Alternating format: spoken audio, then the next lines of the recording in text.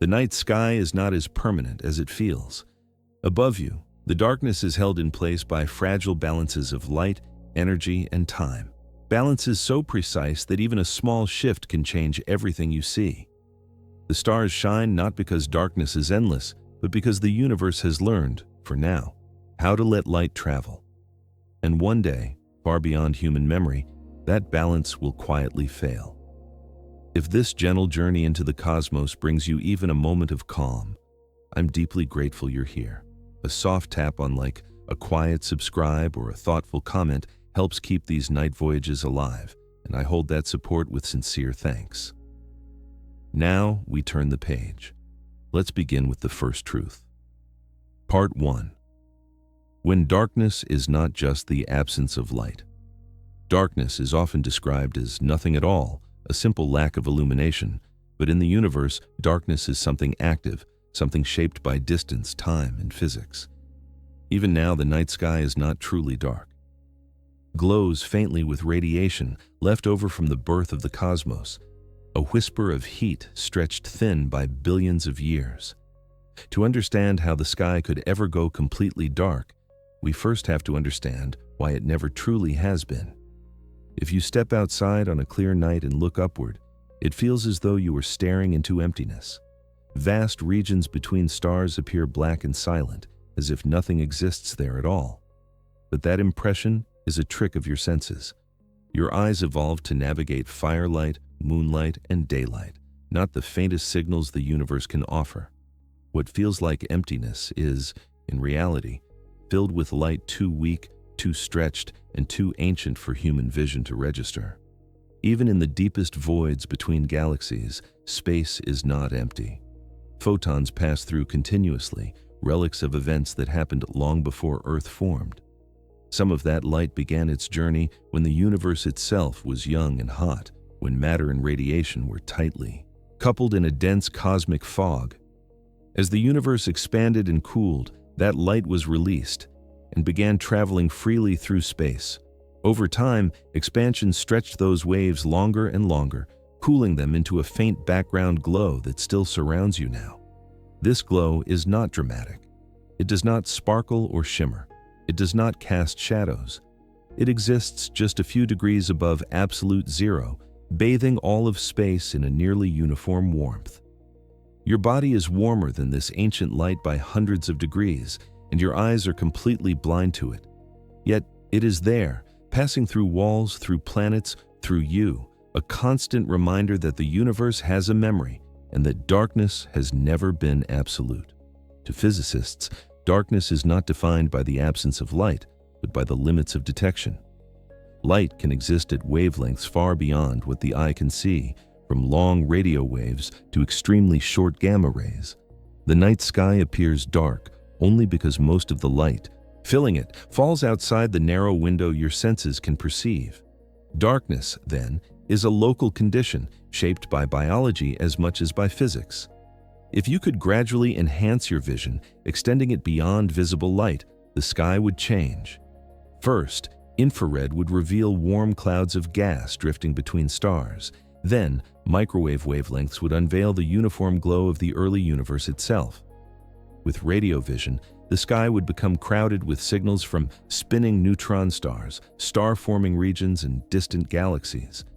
What seemed empty would slowly become busy, layered, and alive.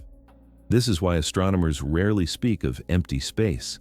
Instead, they describe regions as low density or low energy. Even the most rarefied parts of the cosmos contain particles, fields, and radiation. On average, a single cubic meter of intergalactic space still holds a few atoms and countless photons. Spread thinly, yes, but not gone. Darkness is not nothing, it is simply quiet.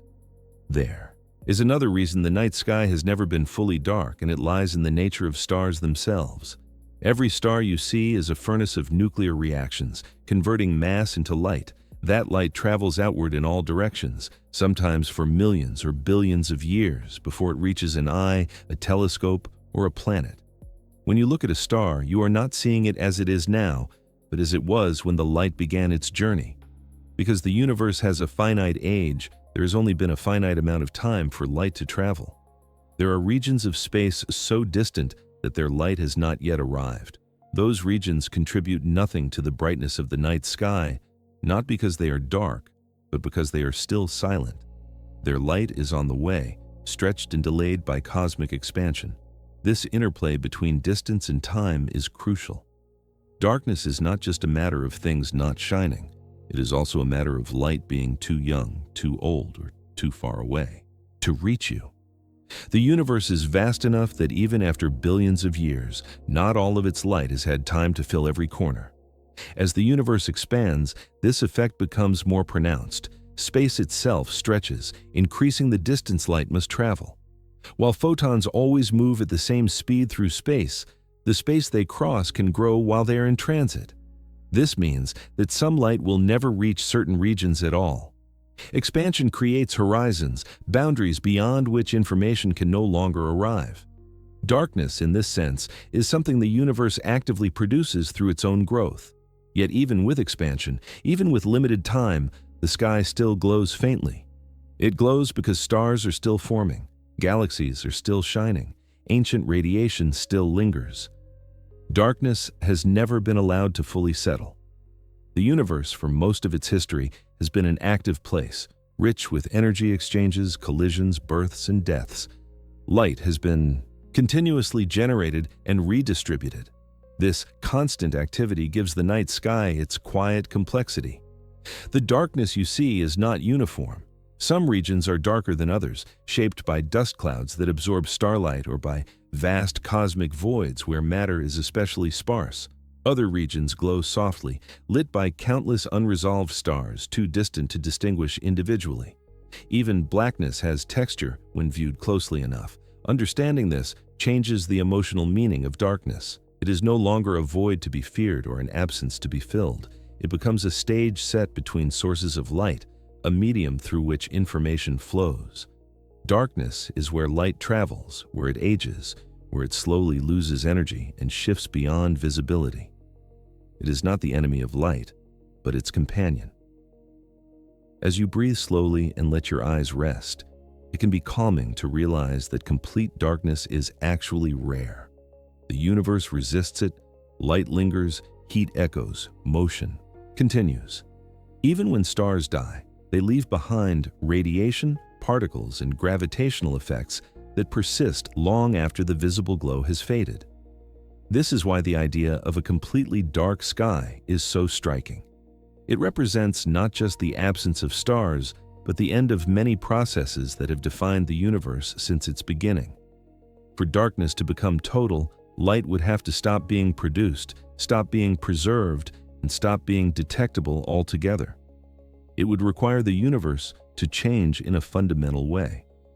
For now, that has not happened. The night sky remains gently illuminated by layers of history, stacked one atop another. Ancient radiation from the birth of space, starlight from ongoing nuclear fires, faint glows from distant galaxies whose light is only now arriving. Darkness exists, but it is incomplete, interrupted everywhere by memory. And as we continue this quiet journey, one question naturally follows. If darkness has always been held at bay by lingering light, what would have to change for the universe to finally let the night go fully, completely dark? Part 2. The quiet light that fills all of space. If you could see with eyes sensitive enough, the darkness between the stars would shimmer softly. This glow is the cosmic microwave background, the cooled echo of the Big Bang itself. It is everywhere, arriving from all directions at once, a reminder that the universe once burned hot and bright. As you rest here now, that ancient light passes silently through your body, older than every star you can see. To imagine this light, it helps to let go of the idea that the universe began in darkness. In its earliest moments, the cosmos was the opposite of night. It was dense, hot, and luminous, filled with energy so intense that matter and light were tightly bound together. Photons could not travel freely then. Every attempt to move forward was interrupted by charged particles, scattering light again and again like fog reflecting a distant headlamp. For hundreds of thousands of years, the universe remained in this glowing haze. Temperature and density slowly fell as space expanded. Eventually, a quiet transition occurred. Protons and electrons combined to form neutral atoms, and the fog lifted. For the first time, light was free to travel uninterrupted. That moment did not announce itself with a flash. It simply allowed radiation to move on, carrying with it a record of the universe's earliest conditions. Those photons have been traveling ever since. As the universe expanded, the space between them stretched, lengthening their wavelengths and cooling their energy. What began as searing light gradually softened, shifting from visible and ultraviolet into infrared, then into microwaves. Today, that radiation has cooled to just a few degrees above absolute zero, far below what your eyes can detect. Yet it remains everywhere, evenly distributed, filling all of space with extraordinary uniformity. This uniform glow is not directional. It does not come from a star or a galaxy. It arrives equally from above, below, and all around. No matter where you are in the universe, it surrounds you completely. There is no edge to it, no source you can point toward. It is a background in the truest sense, a faint hum beneath everything else that shines. What makes this light remarkable is not only its age, but its consistency. Wherever astronomers have looked, they have found nearly the same temperature and intensity. This tells a powerful story. It means the early universe was astonishingly smooth, with matter and energy distributed almost evenly across vast regions of space. The differences that did exist were tiny, mere ripples in an otherwise uniform sea. Those ripples matter. They were the seeds of everything that followed. Slight variations in density allowed gravity to begin its slow work, pulling matter together over immense spans of time. From these gentle irregularities came clouds of gas, then stars, then galaxies. Every structure you see in the night sky grew from those barely perceptible fluctuations encoded in this ancient light. If you could tune your senses finely enough, you would not only perceive the glow, but its subtle texture. It is not perfectly smooth. It carries faint patterns, minute differences in temperature that map the early universe with extraordinary precision. These patterns are a kind of fossil record, preserved not in rock or bone, but in radiation itself. What is striking is how quiet this light is. It does not flicker or pulse. It does not respond to nearby stars or galaxies. It drifts through space unchanged, indifferent to the structures that formed long after it was released. While stars live and die, while galaxies collide and reshape themselves, this background remains steady, a silent witness to all that unfolds. Because it is so uniform, this light sets a baseline for darkness. When astronomers speak of the temperature of empty space, they are often referring to this background glow. Even the coldest regions of the universe are warmed slightly by it. True emptiness, absolute zero, is nowhere to be found. The universe always remembers its beginning, holding on to this residual warmth no matter how much it expands. As you lie still, breathing slowly, it can be comforting to realize that you are never completely separated from the origin of everything. This ancient radiation passes through your skin, your bones, your thoughts without resistance. It does not interact strongly with you. It does not announce itself. But it is there, linking your present moment to a time before stars, before planets, before any familiar form existed. This connection also reveals something subtle about darkness. The darkness between stars is not simply the absence of nearby light sources. It is shaped by the faint presence of this cosmic glow, setting a minimum brightness that space cannot fall below. Even if every star were to vanish tonight, the universe would still not be perfectly dark. It would retain this afterimage of its own birth. Over unimaginably long timescales, however, even this light will continue to change. As expansion carries galaxies farther apart, the wavelengths of these photons will stretch further still. Microwaves will become radio waves, then waves so long and dilute that they blend almost seamlessly into the fabric of space. The glow will not disappear, but it will fade into near undetectability. This slow fading is not dramatic. There will be no moment when the background light switches off. Instead, it will thin out gradually, its energy spread across ever-growing distances. The universe will grow quieter, colder and darker, not by losing light suddenly, but by letting it drift beyond relevance. For now, though, the cosmic microwave background remains one of the brightest signals in the universe when measured across all wavelengths. It outshines the combined light of all stars in sheer abundance, even if each individual photon is incredibly weak. This paradox is part of what makes it so profound. The most ancient light is also the most pervasive. Understanding this quiet glow reshapes how we think about night. Night is not a state the universe falls into when stars are absent.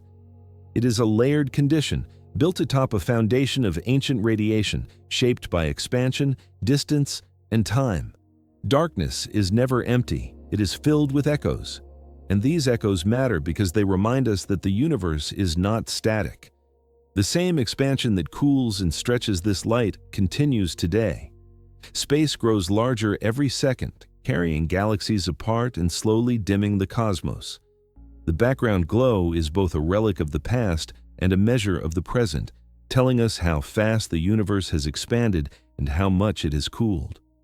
When astronomers measure this radiation, they are not just studying history. They are taking the universe's temperature, checking its vital signs. That temperature has been dropping steadily for billions of years, and it will continue to do so long into the future. As it falls, the baseline brightness of space will fall with it. This brings us gently toward a deeper realization. The quiet light that fills all of space is temporary. It has lasted longer than any star, longer than any planet, but it is not eternal. One day, it will be so stretched, so faint, that it effectively vanishes from detection. The universe will lose one of its last reminders of its luminous beginning. And when that happens, the meaning of darkness will change again. The night sky will not only lack stars, it will lack even this ancient glow. The background hum that has always been there will fade into silence.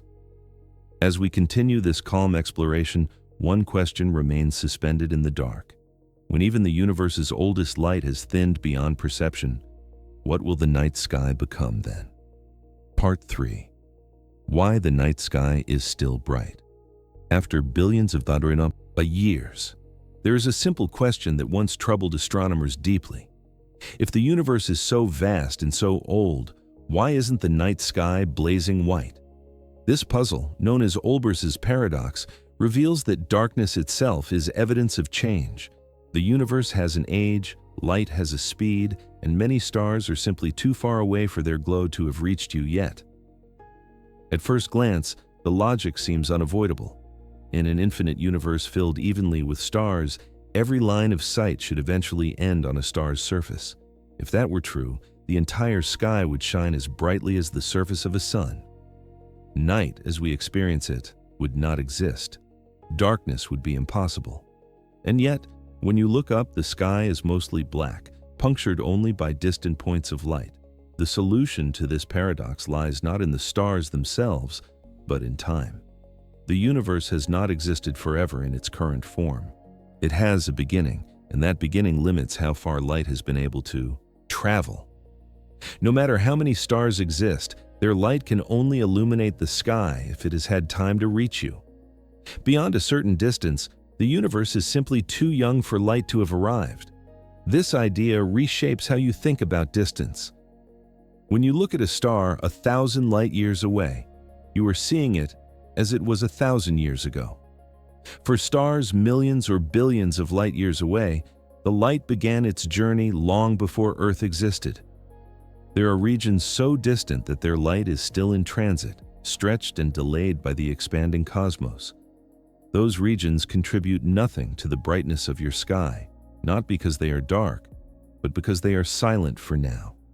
Light does not appear everywhere at once. It spreads outward like a growing sphere, limited by the speed at which it can move.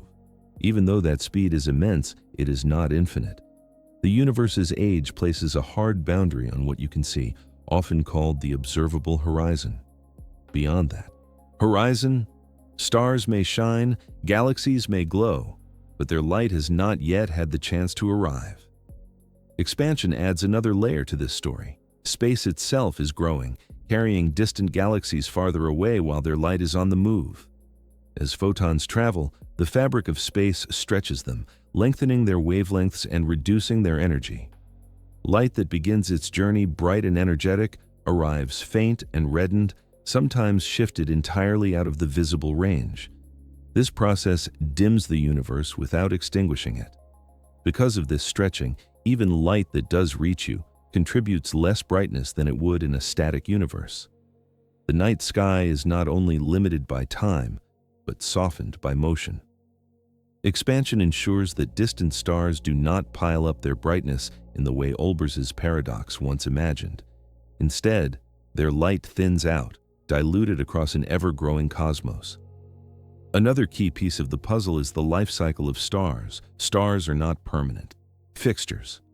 They are born, they shine, and they die. Some burn brightly but briefly. Others glow dimly for trillions of years. The universe has not always contained the same number of shining stars it does today. In its earliest epochs, stars had not yet formed. In its far future, star formation will slow and eventually cease. This means that at any given moment, only a fraction of all stars that will ever exist are shining. The sky reflects a snapshot in time, not a cumulative total. Many stars that once shone are already gone, their light faded into the background. Others have not yet been born. Darkness, then, is partly a consequence of stellar timing. Dust also plays a subtle role. Interstellar dust absorbs and scatters starlight, preventing it from traveling freely across the universe. While this absorbed energy is eventually re-emitted at longer wavelengths, it further reduces the brightness of visible light reaching your eyes. The universe contains countless veils that soften and reshape the light passing through them. Yet dust alone cannot solve Olber's paradox. If the universe were eternal and static, dust would heat up and glow until equilibrium was reached, restoring the brightness. It is the combination of a finite age, expanding space, and evolving stars that truly resolves the puzzle. Darkness is not a flaw in the universe. It is a signature of its history. What is remarkable is how delicately balanced this brightness is. The night sky is not completely dark, nor is it overwhelming. It exists in a gentle middle state, shaped by competing processes. Stars produce light, expansion stretches it, time limits it. Together, they create the calm, sparse sky you see tonight. As you lie quietly, it can be grounding to realize that every dark patch overhead represents regions of space whose stories have not yet reached you. Darkness becomes a map of incompleteness, a reminder that the universe is still unfolding. The sky is not finished, it is mid-sentence. This understanding also changes the emotional tone of night. Darkness is no longer emptiness, but patience. It is light that has not yet arrived, light that has been stretched thin, or light that belonged to stars now long gone. Each interpretation carries a quiet sense of motion and continuity. Even the faint glow of the Milky Way tells this story. What appears as a soft band of light is actually the combined glow of billions of stars, too distant and too crowded to resolve individually. Where that band fades, it is not because stars are absent, but because their light has become too diffuse to stand out against the background. Over time, the balance that keeps the night sky gently bright will shift. As the universe ages further, expansion will carry more galaxies beyond our observable horizon. Their light will no longer reach us at all. Star formation will slow as gas is consumed. The sky will grow darker, not abruptly, but gradually, as fewer new lights turn on and more old ones fade away. In this sense, the night sky you see now is brighter than it will ever be again. You are living during a luminous era when stars are still abundant and galaxies still close enough to be seen. The darkness that remains is not a sign of scarcity, but of youth. The universe has not yet had time to fill every direction with light. This realization can bring a sense of quiet privilege. To look up and see stars at all is to exist during a narrow window in cosmic history. In the far future, observers, if any remain, may look up to a sky far emptier than ours, with fewer points of light and longer stretches of darkness. For now, the paradox that once troubled astronomers becomes a source of calm perspective. The night sky is dark because the universe is dynamic. It has a beginning. It changes. It expands. Darkness is not failure. It is evidence that time is moving forward. As we continue this gentle journey, another question drifts into view. If the night sky is only partially bright because stars are finite and light is limited, what happens when the stars themselves begin to disappear? When the engines that keep the sky alive finally start to fall silent, how will darkness change then? Part 4. The slow fading of starlight. Stars are not eternal. Each one shines by converting mass into energy, burning quietly for millions or billions of years. But fuel runs out. Over cosmic timescales, stars cool, swell, collapse, or fade into darkness. As galaxies age, the birth of new stars slows, and the universe gradually becomes a dimmer place. When you look up at the night sky, it's easy to imagine the stars as permanent fixtures, steady and unchanging. They feel ancient, reliable, almost timeless. But every point of light you see is living on borrowed time.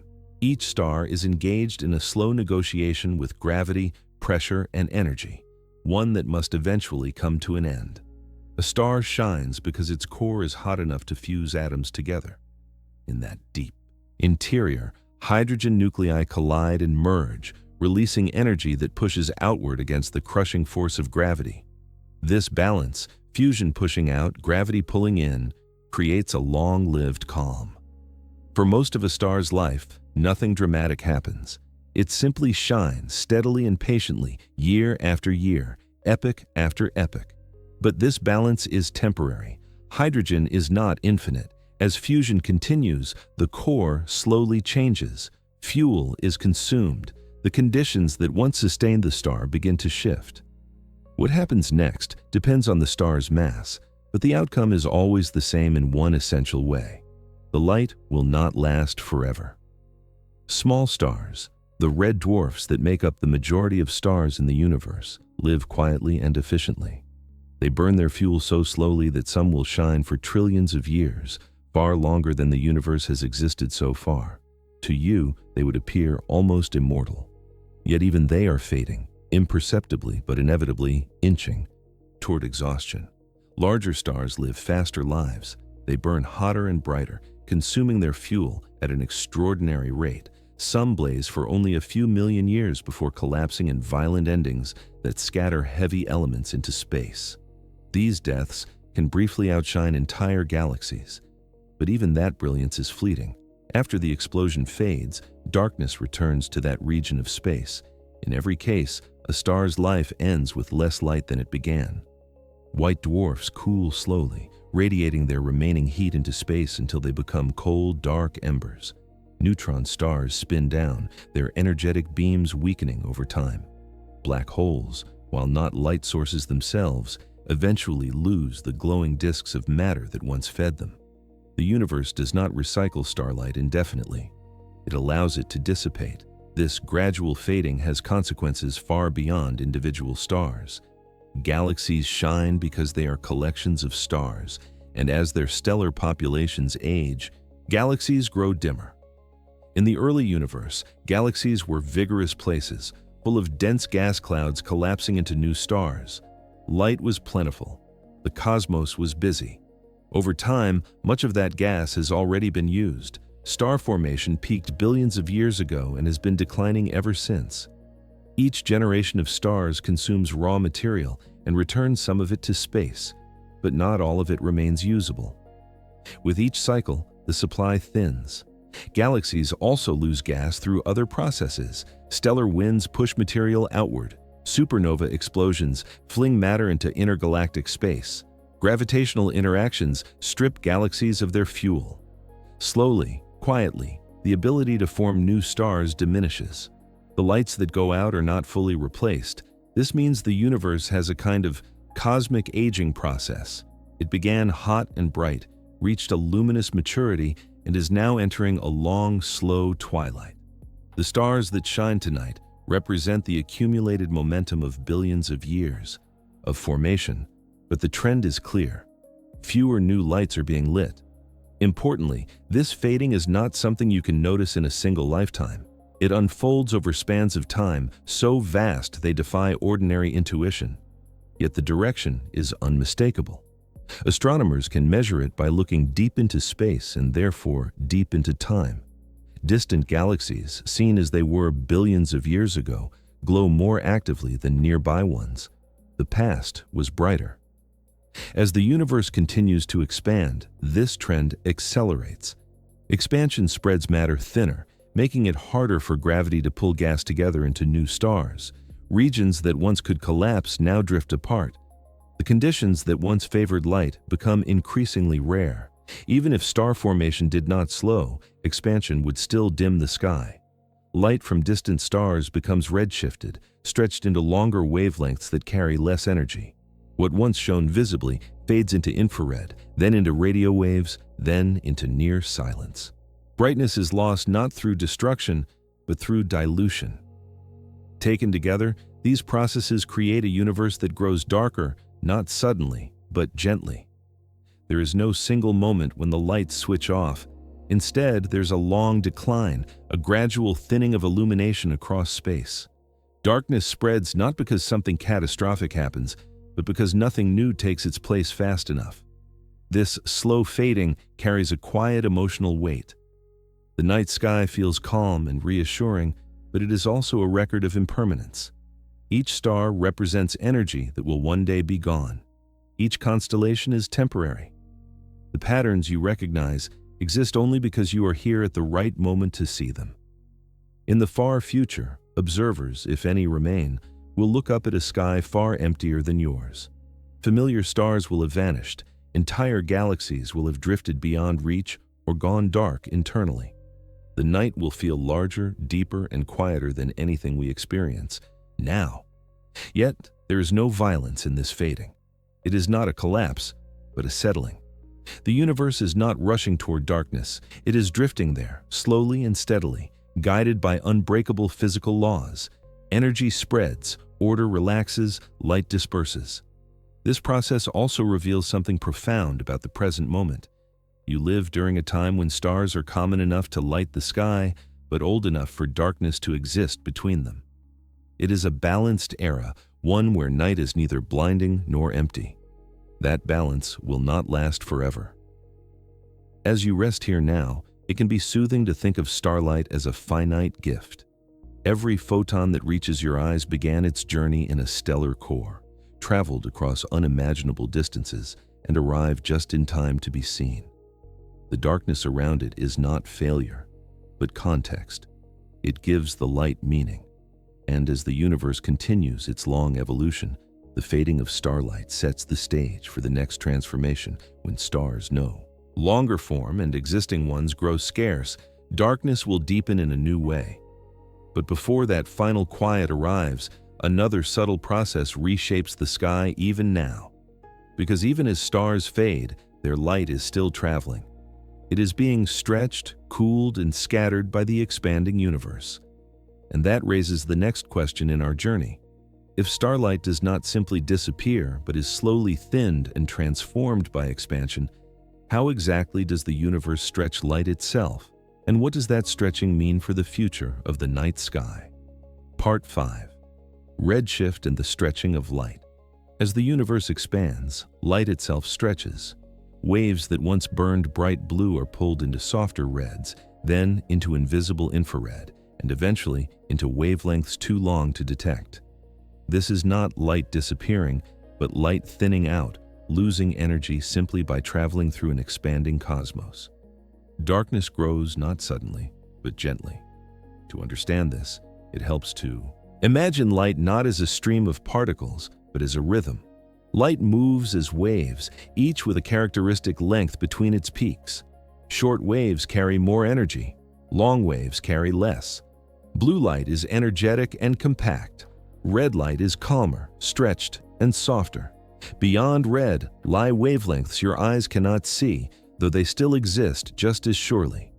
When a star emits light, it does so at specific wavelengths determined by the physics of its interior. That light begins its journey with a well-defined energy, a precise rhythm. But the universe it travels through is not static. Space itself is slowly expanding. carrying galaxies away from one another. And as space expands, it stretches the light moving through it. This stretching does not require any force acting directly on the photon. The light is not being slowed or scattered.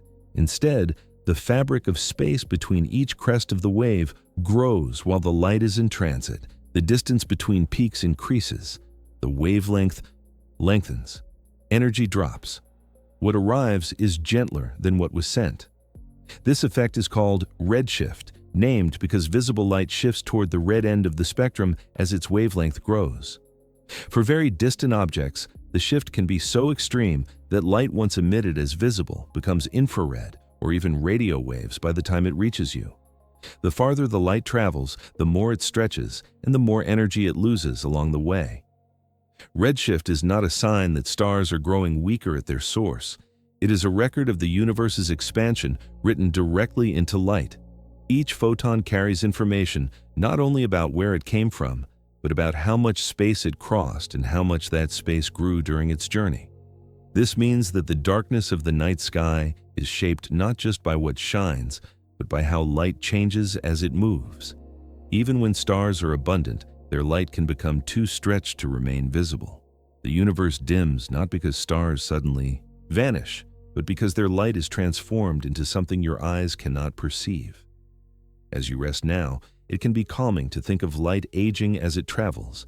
It begins energetic and sharp, then gradually softens, like a sound fading into silence as it echoes through a vast canyon.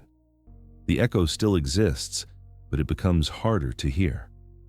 In the same way, light still fills space long after it stops illuminating anything. Redshift also tells us something profound about time. When you observe distant galaxies, you are not only seeing far away in space, but far back in time. Their light left when the universe was smaller. The amount of redshift reveals how much expansion has occurred since then. Light becomes a kind of clock measuring the universe's growth.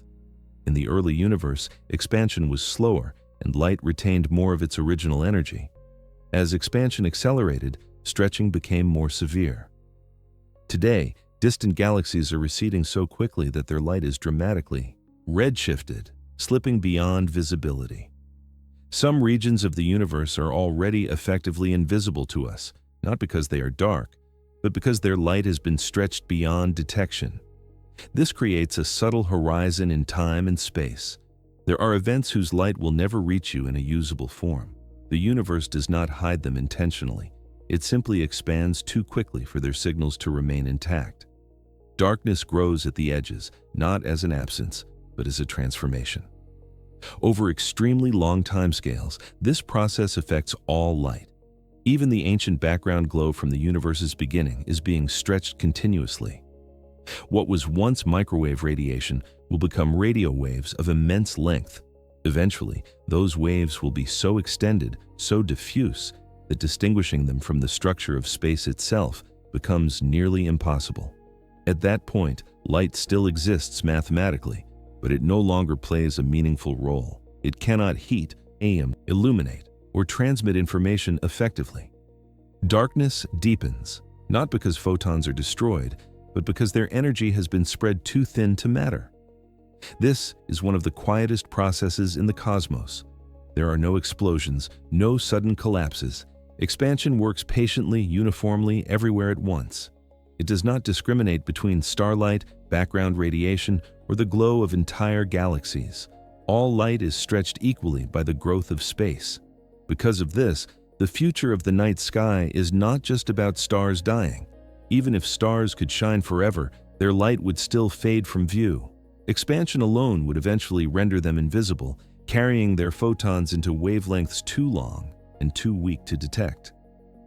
Darkness is built into the geometry of the universe itself.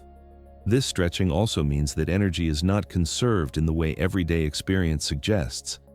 As light redshifts, its energy decreases. That energy does not reappear elsewhere. It is not transferred to another object.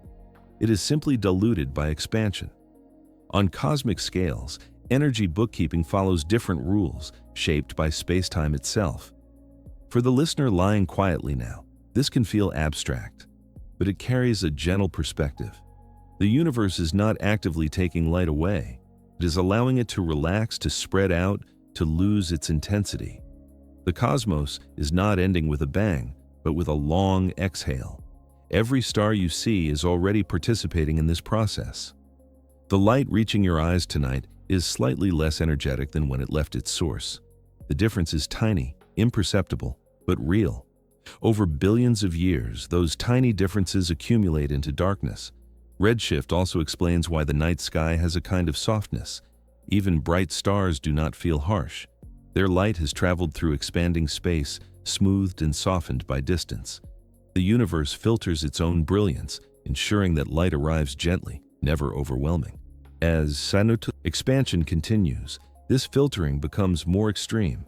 In the far future, even nearby stars will appear dimmer than they do now. Their light will lose energy as space between you and them grows. Eventually, only the closest stars will remain visible, and then even those will fade. This does not happen all at once. There is no sudden nightfall across the cosmos. Instead, the sky slowly empties. First, the most distant galaxies vanish from view, then nearer ones, then the faintest stars. Darkness advances not as a wall, but as a thinning mist. Understanding redshift reframes the idea of cosmic darkness. Darkness is not a failure of stars to shine. It is a consequence of the universe's expansion, an inevitable outcome of space growing larger with time. Light is allowed to exist, but not to remain intense forever. As you breathe and let this idea settle, there is something soothing in its inevitability. Nothing is being rushed. The universe is simply following its geometry. Light stretches because space stretches. Darkness follows because energy disperses. And this brings us to a deeper layer of the story. If expansion can stretch light until it becomes irrelevant, what happens when expansion accelerates even further? When space grows so quickly that entire galaxies slip beyond any possibility of contact? As we continue this quiet journey, the next question waits patiently. What happens to the universe when expansion does more than dim the light, when it begins to isolate everything from everything else, one horizon at a time? Part 6. The Era. When galaxies go quiet. Far in the future, galaxies will exhaust their cold gas, the raw material needed to form stars. Without it, star birth will cease, spiral arms will fade, elliptical galaxies will drift in silence. The sky will still contain stars, but no new ones will ignite. The universe will enter a long, quiet twilight. To understand this era, it helps to think of galaxies not as static collections of stars, but as slow-burning ecosystems. For billions of years, they have relied on vast reservoirs of cold hydrogen gas. This gas gathers into clouds, cools further, collapses under gravity, and ignites into new stars.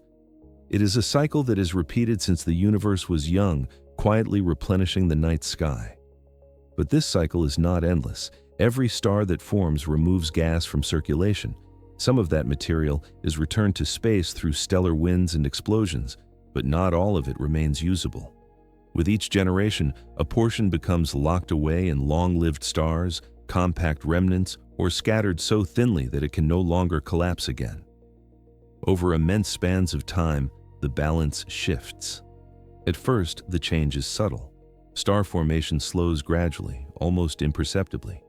Galaxies that once formed stars at a furious pace begin to calm. Their brightest, bluest stars, short-lived and energetic, become rarer. The light they emit shifts toward softer tones as older, cooler stars come to dominate.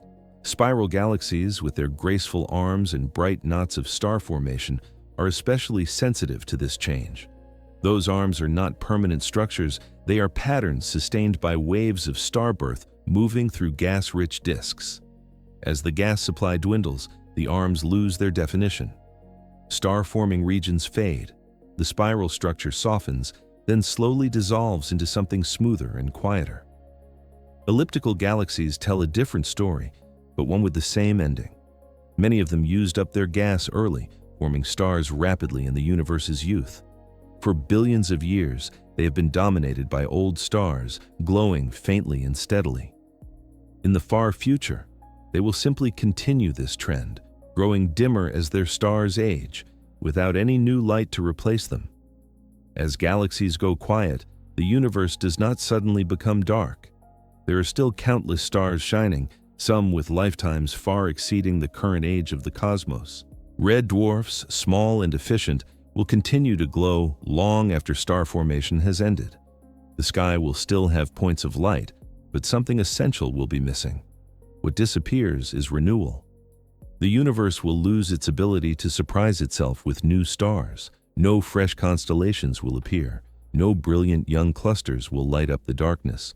The cosmic story will shift from creation to maintenance, from growth to persistence. This transition marks a profound change in the character of the night sky. Today, the darkness between stars feels alive with possibility. Gas clouds hide future suns. Galaxies are still assembling, colliding, reshaping themselves. In the quiet era to come, that sense of potential fades. What exists is largely what will always exist. From the perspective of an observer living in that distant time, the sky would feel older in a way that is hard to describe. Stars would appear evenly distributed, steady, and predictable. There would be fewer dramatic events, fewer explosions, fewer sudden changes. The universe would feel settled, as though it had reached a kind of calm acceptance. This quiet is not caused by catastrophe. There is no single event that shuts galaxies down. Instead, it is the result of countless small, lawful processes acting over incomprehensible durations. Gravity gathers what it can, fusion burns what it must, expansion stretches everything else apart. Eventually, the conditions that once favored abundance simply no longer exist. As expansion continues, galaxies also become more isolated. The distances between them grow so large that interactions become rare. Mergers, once common in the crowded early universe, slow and then nearly stop. Each galaxy becomes an island, evolving inwardly, cut off from the wider cosmos. Within these isolated systems, the remaining stars continue their slow journeys toward exhaustion. Some swell into red giants, others cool quietly. The overall brightness of galaxies declines, not sharply, but steadily. The universe enters a phase dominated by aging light. This era can last for trillions of years. It is not a brief sunset, but a prolonged dusk. The sky darkens gradually, giving the impression of permanence, even as change continues beneath the surface. Darkness grows not because something dramatic has happened, but because nothing new is happening anymore. There is something deeply meditative about this future. It is a universe that has learned all its lessons and now simply applies them. Physics continues unchanged. Gravity still works. Time still flows. But the opportunities for novelty shrink. In this quiet, the meaning of light changes. Light becomes less about illumination and more about memory. Each photon carries information from a star that may no longer exist or from a process that can never happen again. The sky becomes a museum of long-lived remnants. For listeners resting now, this idea can feel strangely peaceful. The universe is not rushing toward an end. It is easing into stillness. It is allowing its early intensity to fade naturally, without violence or urgency. Darkness arrives as rest, not as erasure. This long twilight also emphasizes how special the present moment is. You exist during an era when galaxies are still active, when starbirth still occurs, when the night sky reflects both history and possibility. The quiet future will be stable, but it will lack that richness. As galaxies go quiet, the universe does not stop changing entirely. Other processes continue to shape the cosmos in subtle ways.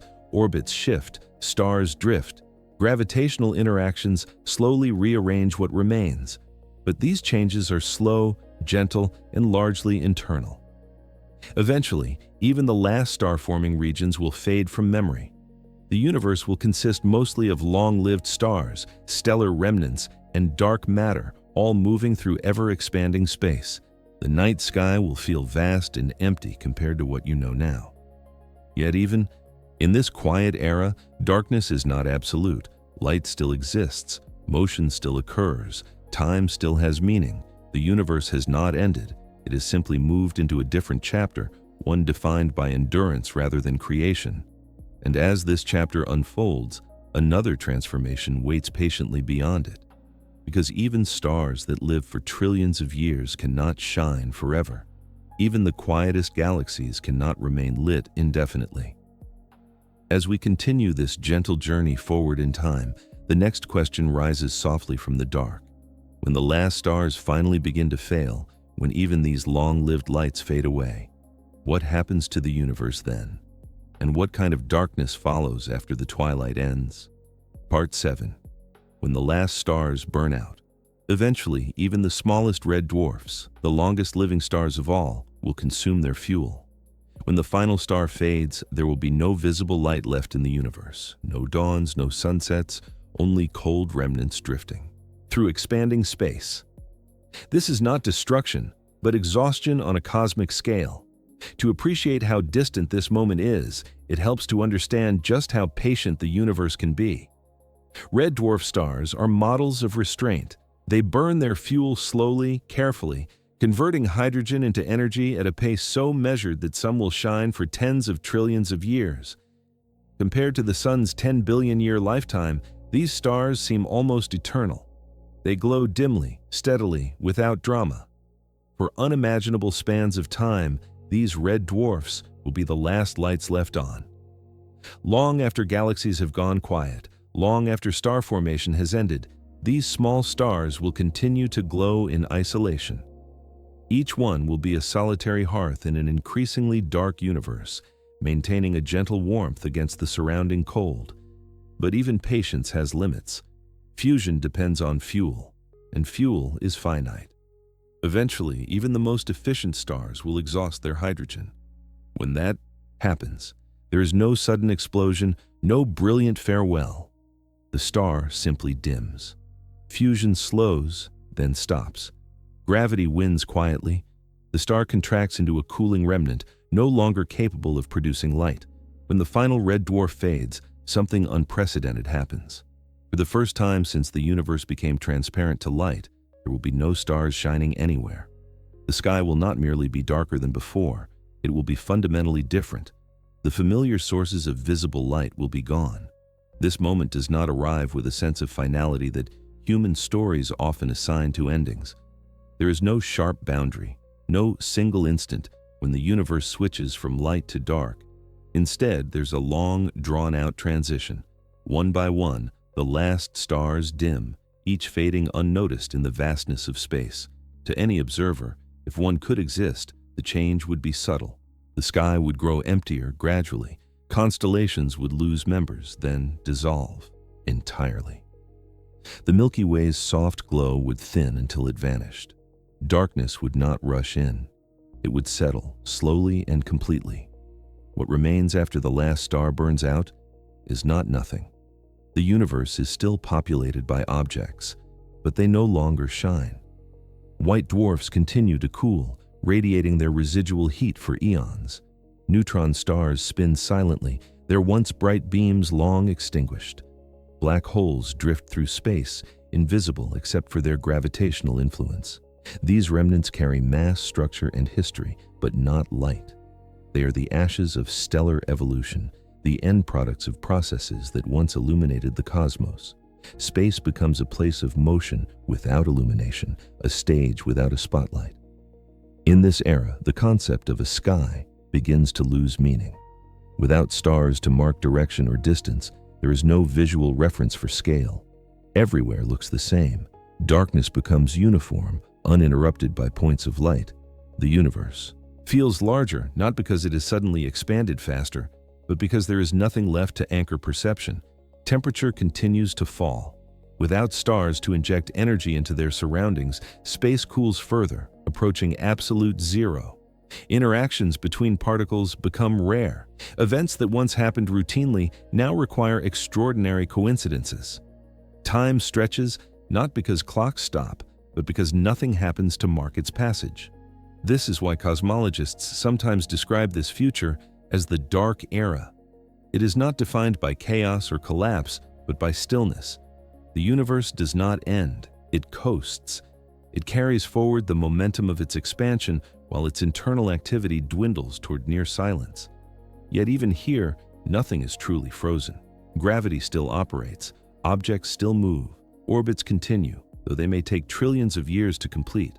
Black holes slowly lose mass through faint radiation, a process so gradual that it unfolds over timescales dwarfing even the lifetimes of stars.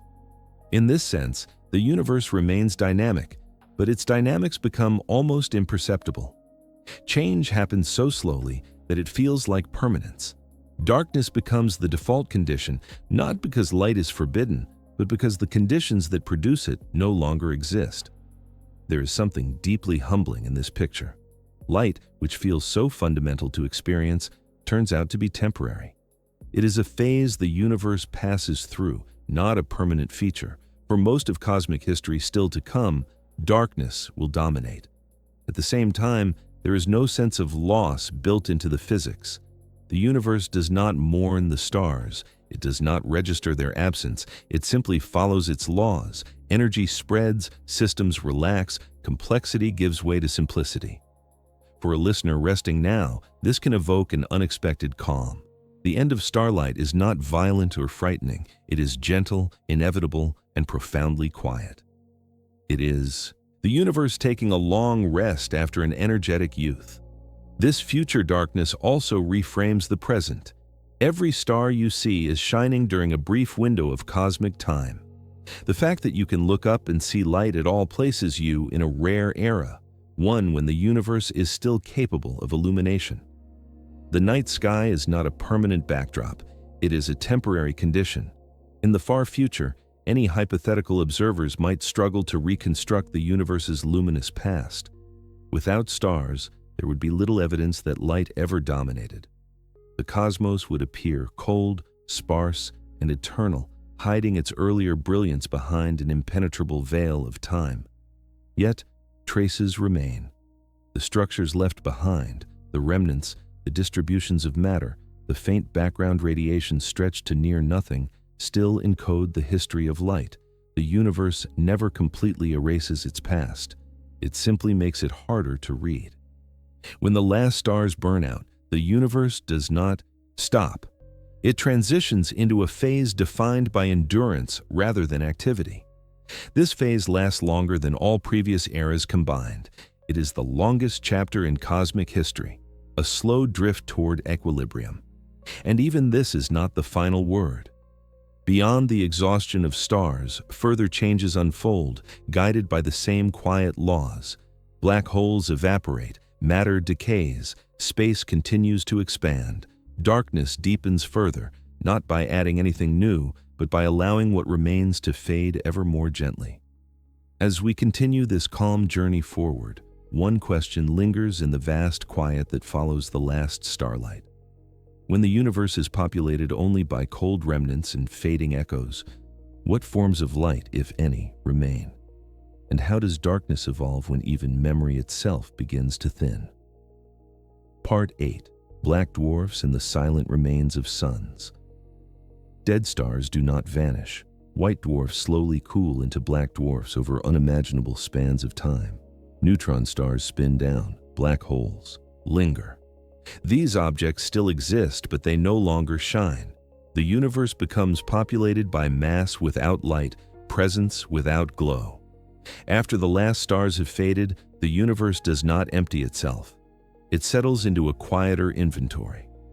What remains are the remnants, dense, compact objects carrying the memory of once brilliant suns. They drift through expanding space like embers long after a fire has gone out, still real, still influential, but no longer warm to the touch. White dwarfs are among the most common of these remnants. They begin as the exposed cores of stars like the sun, left behind after outer layers are gently shed into space. At first, they glow intensely, radiating stored heat, but there is no fusion left to replenish that energy. Over time, they cool, slowly, patiently. For trillions upon trillions of years, they fade from white to red to infrared, and finally into darkness. A black dwarf is not black in the sense of a hole or a void. It is black in the sense of cold. It emits so little radiation that it becomes indistinguishable from the surrounding space. No black dwarfs exist yet. The universe is not old enough. Their formation requires more time than has passed since the first stars ignited. They are future objects, waiting patiently in theory for the universe to age into their era. Neutron stars tell a different story. Born from violent supernovae, they begin life spinning rapidly, their magnetic fields sweeping beams of radiation through space like cosmic lighthouses. Over time, these rotations slow. Energy leaks away. The beams weaken. Eventually, the neutron star becomes quiet, a city-sized sphere of unimaginable density, rotating lazily in the dark. Black holes, too, persist. They are not created as endings, but as transformations, regions where matter collapses so completely that light can no longer escape. In the luminous universe, black holes are often surrounded by glowing disks of infalling material. In the dark era, those disks are gone. The holes remain alone, detectable only through their gravitational pull. These objects do not cluster around light anymore. Without new stars forming, without gas clouds collapsing, the universe's structure simplifies. Matter becomes locked into stable configurations. Change slows dramatically. The cosmos transitions from a place of bright activity to one of quiet endurance. It is important to understand that these remnants still interact. Gravity still works, objects still pass by one another, orbits still trace their long arcs, but without light, these interactions become invisible. The universe becomes something that exists without announcing itself. In this era, darkness is no longer just the space between lights, it is the default condition. Light becomes the exception, appearing only in rare processes, perhaps in the faint glow of a particle decay or the distant whisper of a black hole losing mass. These are not lights you could see with eyes. They are signals for instruments, not senses. Temperature continues to fall. Without stars to inject energy into their surroundings, everything cools toward the same baseline. Differences blur, gradients flatten. The universe approaches thermal equilibrium, a state where no region is significantly warmer than another. This cooling does not mean motion stops, it means motion becomes subtle. A white dwarf cooling into a black dwarf does not shatter or collapse, it simply releases its heat, photon by photon, until there is nothing left to give. A neutron star does not break apart when it spins down, it just turns more slowly, conserving what remains. There is a strange dignity in this persistence. These remnants are not failures of stars. They are the natural conclusion of stellar life cycles, shaped by unbreakable laws. The universe is not discarding its contents, it is keeping them quietly. For a mind used to light as a measure of existence, this future is difficult to imagine. How do you define presence without glow? How do you perceive a universe that does not illuminate itself? In this era, perception itself becomes hypothetical.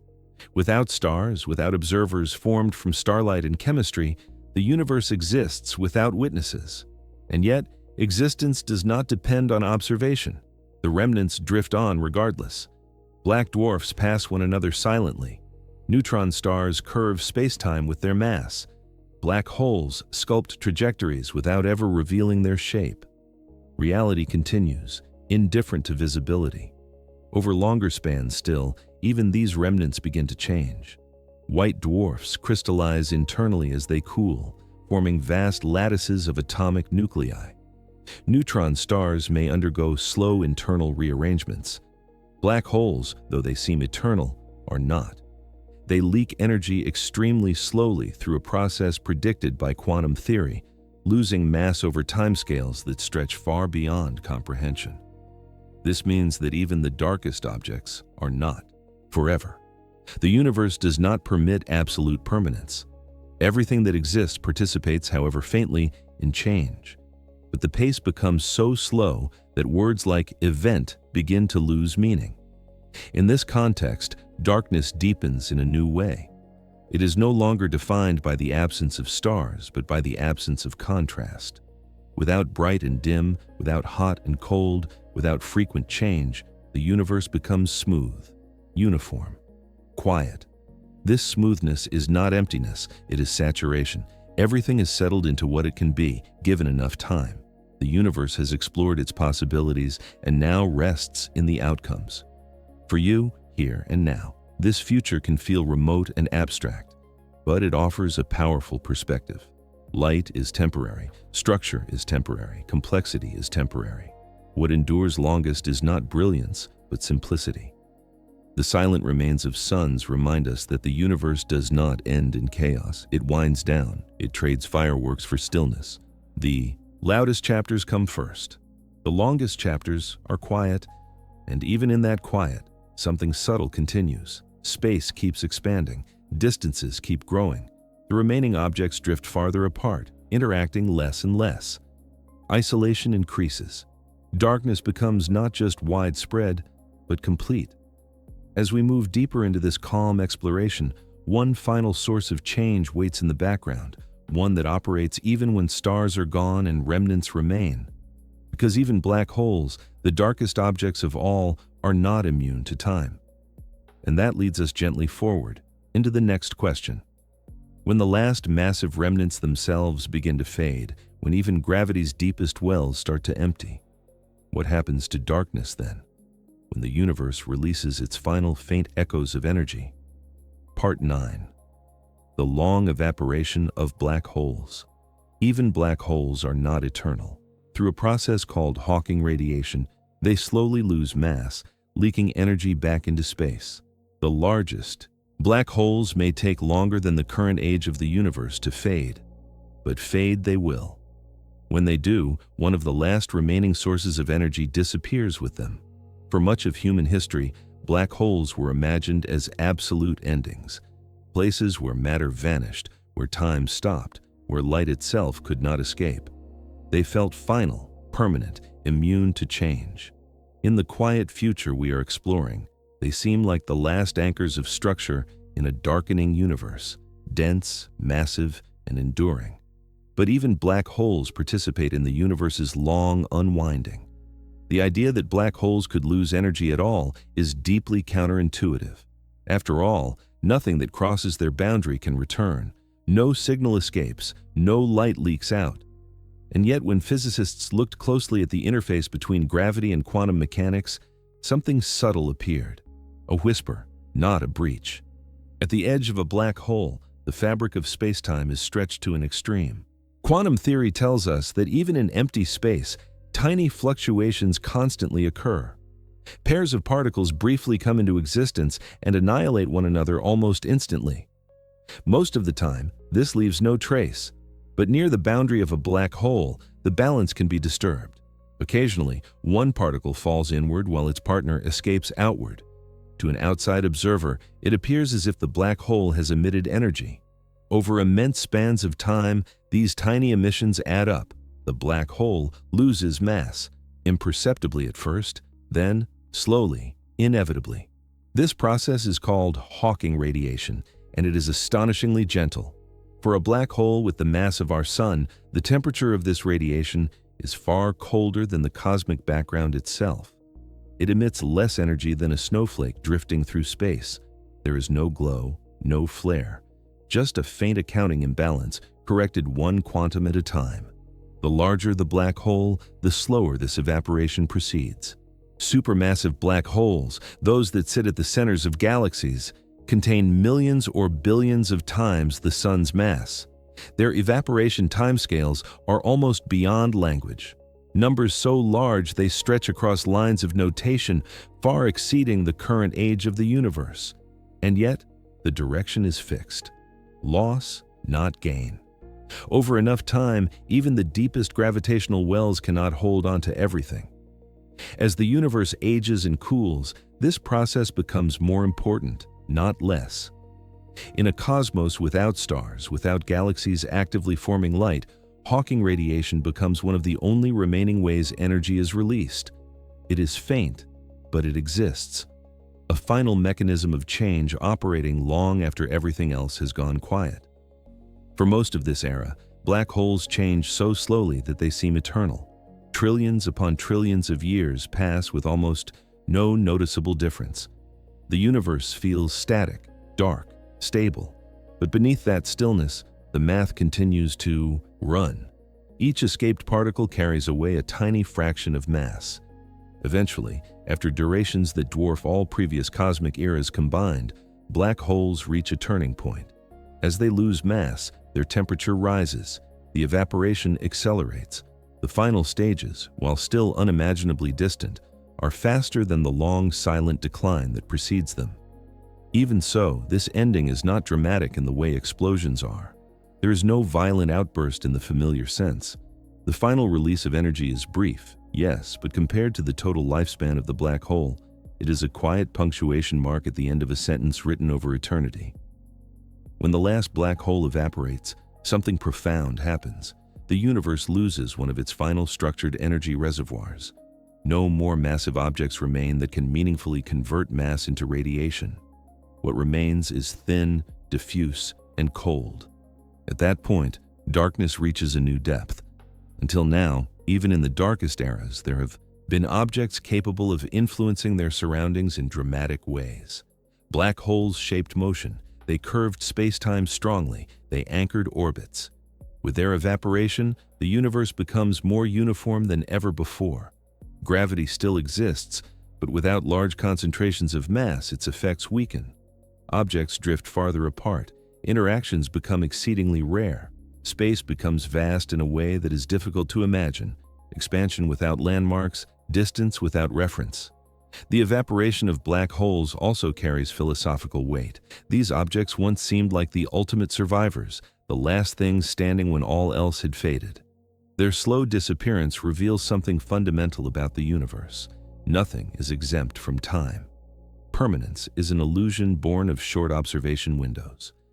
For the listener resting now, there is something strangely soothing in this. The universe does not cling. It does not hoard energy indefinitely. It allows even its most extreme creations to dissolve gently back into the background. Everything participates in the same quiet release. This also means that the universe never truly freezes. Even when stars are gone and remnants dominate, there is still change, still motion, still transformation. It just happens on timescales so long that they blur into stillness. As black holes evaporate, the energy they release is spread thinly across space. It does not collect. It does not ignite anything new. It simply adds to the diffuse background, lowering contrasts even further. Darkness does not deepen because light vanishes, but because it becomes everywhere and nowhere at once. Eventually, the universe approaches a state where meaningful differences cease to exist. Temperature differences fade, energy gradients flatten. The cosmos drifts toward equilibrium, a condition sometimes called heat death, not because anything dramatic happens, but because nothing interesting can happen anymore. This phrase can sound ominous, but it is not a death in the biological sense. It is more like rest, a final settling. The universe reaches a point where all processes that could produce structure have already done so. What remains is simple, quiet, and unchanging. In that far future, the concept of darkness itself becomes abstract. Without light sources, without observers, without events, darkness is no longer something experienced. It is simply the default condition of space-time. Yet even here, the universe is not erased. It exists. Space continues to stretch, time continues to pass even if nothing marks it. Reality does not require activity to persist. The long evaporation of black holes teaches us that endings in the universe are never abrupt. They are patient. They unfold according to rules that never hurry. Even the most extreme objects are allowed to fade on their own terms.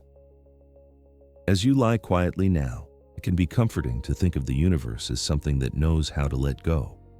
It does not collapse into chaos. It does not cling to brightness. It releases energy slowly, evenly, until nothing remains that can change.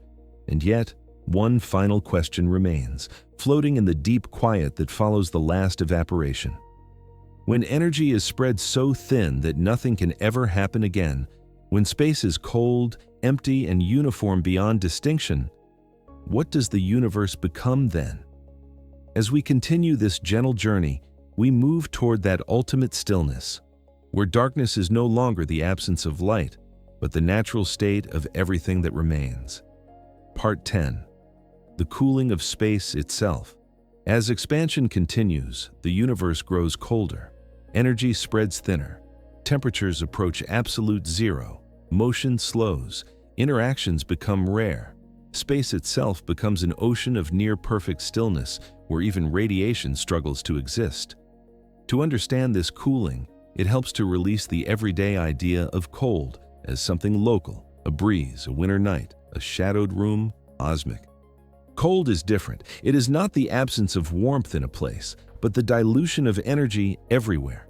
As space expands, the same amount of energy is shared across more and more volume. Nothing is taken away. It is simply spread thinner until intensity fades into quiet. In the early universe, energy was packed tightly. Particles collided constantly. Light was energetic. Heat was unavoidable. Expansion changed that balance. As space grew, distances increased, collisions became less frequent, and temperatures fell. What began as a blazing furnace slowly relaxed into something gentler, then cooler, then colder still. This process never stops. Expansion does not pause when stars form, or when galaxies fade, or when black holes evaporate. It continues steadily, carrying energy outward, flattening differences, smoothing extremes. The universe does not cool because it is losing heat to something else. There is nothing outside it. It cools because it is growing. Temperature, in physics, is a measure of motion. Hot things are made of particles moving rapidly. Cold things are made of particles moving slowly. As energy disperses, motion slows, vibrations quiet, interactions become rare. Over vast spans of time, the universe trends toward stillness, not absolute stillness, but something very close. Radiation participates in this cooling as well. Light, as we have seen, stretches as space expands, its energy drops. What once carried warmth and illumination becomes longer, softer waves, less capable of interacting with matter. Eventually, radiation becomes so weak that it barely registers as energy at all. In the distant future, even the faint background glow that once filled all of space continues to cool. Its temperature drops closer and closer to absolute zero, the theoretical lower limit where motion reaches its minimum possible value. Absolute zero itself is never fully reached, but the universe can approach it asymptotically, forever getting closer without quite arriving. As temperatures fall, chemistry fades. Chemical reactions require energy. They depend on particles meeting with enough motion to rearrange bonds. In an ultra-cold universe, these encounters become extraordinarily unlikely. Atoms drift without reacting. Molecules, if any remain bound, persist unchanged for immense durations. Even nuclear process is quiet. Without stars to drive fusion, without dense environments to trigger reactions, atomic nuclei remain as they are. The universe becomes chemically static, its composition frozen not by force, but by lack of opportunity. Gravity still operates, but its influence weakens as expansion carries objects farther apart. Bound systems, those already held together, may persist for a time, but interactions between distant objects become vanishingly rare. The universe's large-scale structure thins out, becoming ever more diffuse. This cooling has a profound effect on time as it is experienced. Time itself does not slow. Seconds still pass. But events, the things that give time texture, become sparse. Without change, duration loses meaning. 1 trillion years feels no different from 1 million when nothing happens to distinguish one from the other.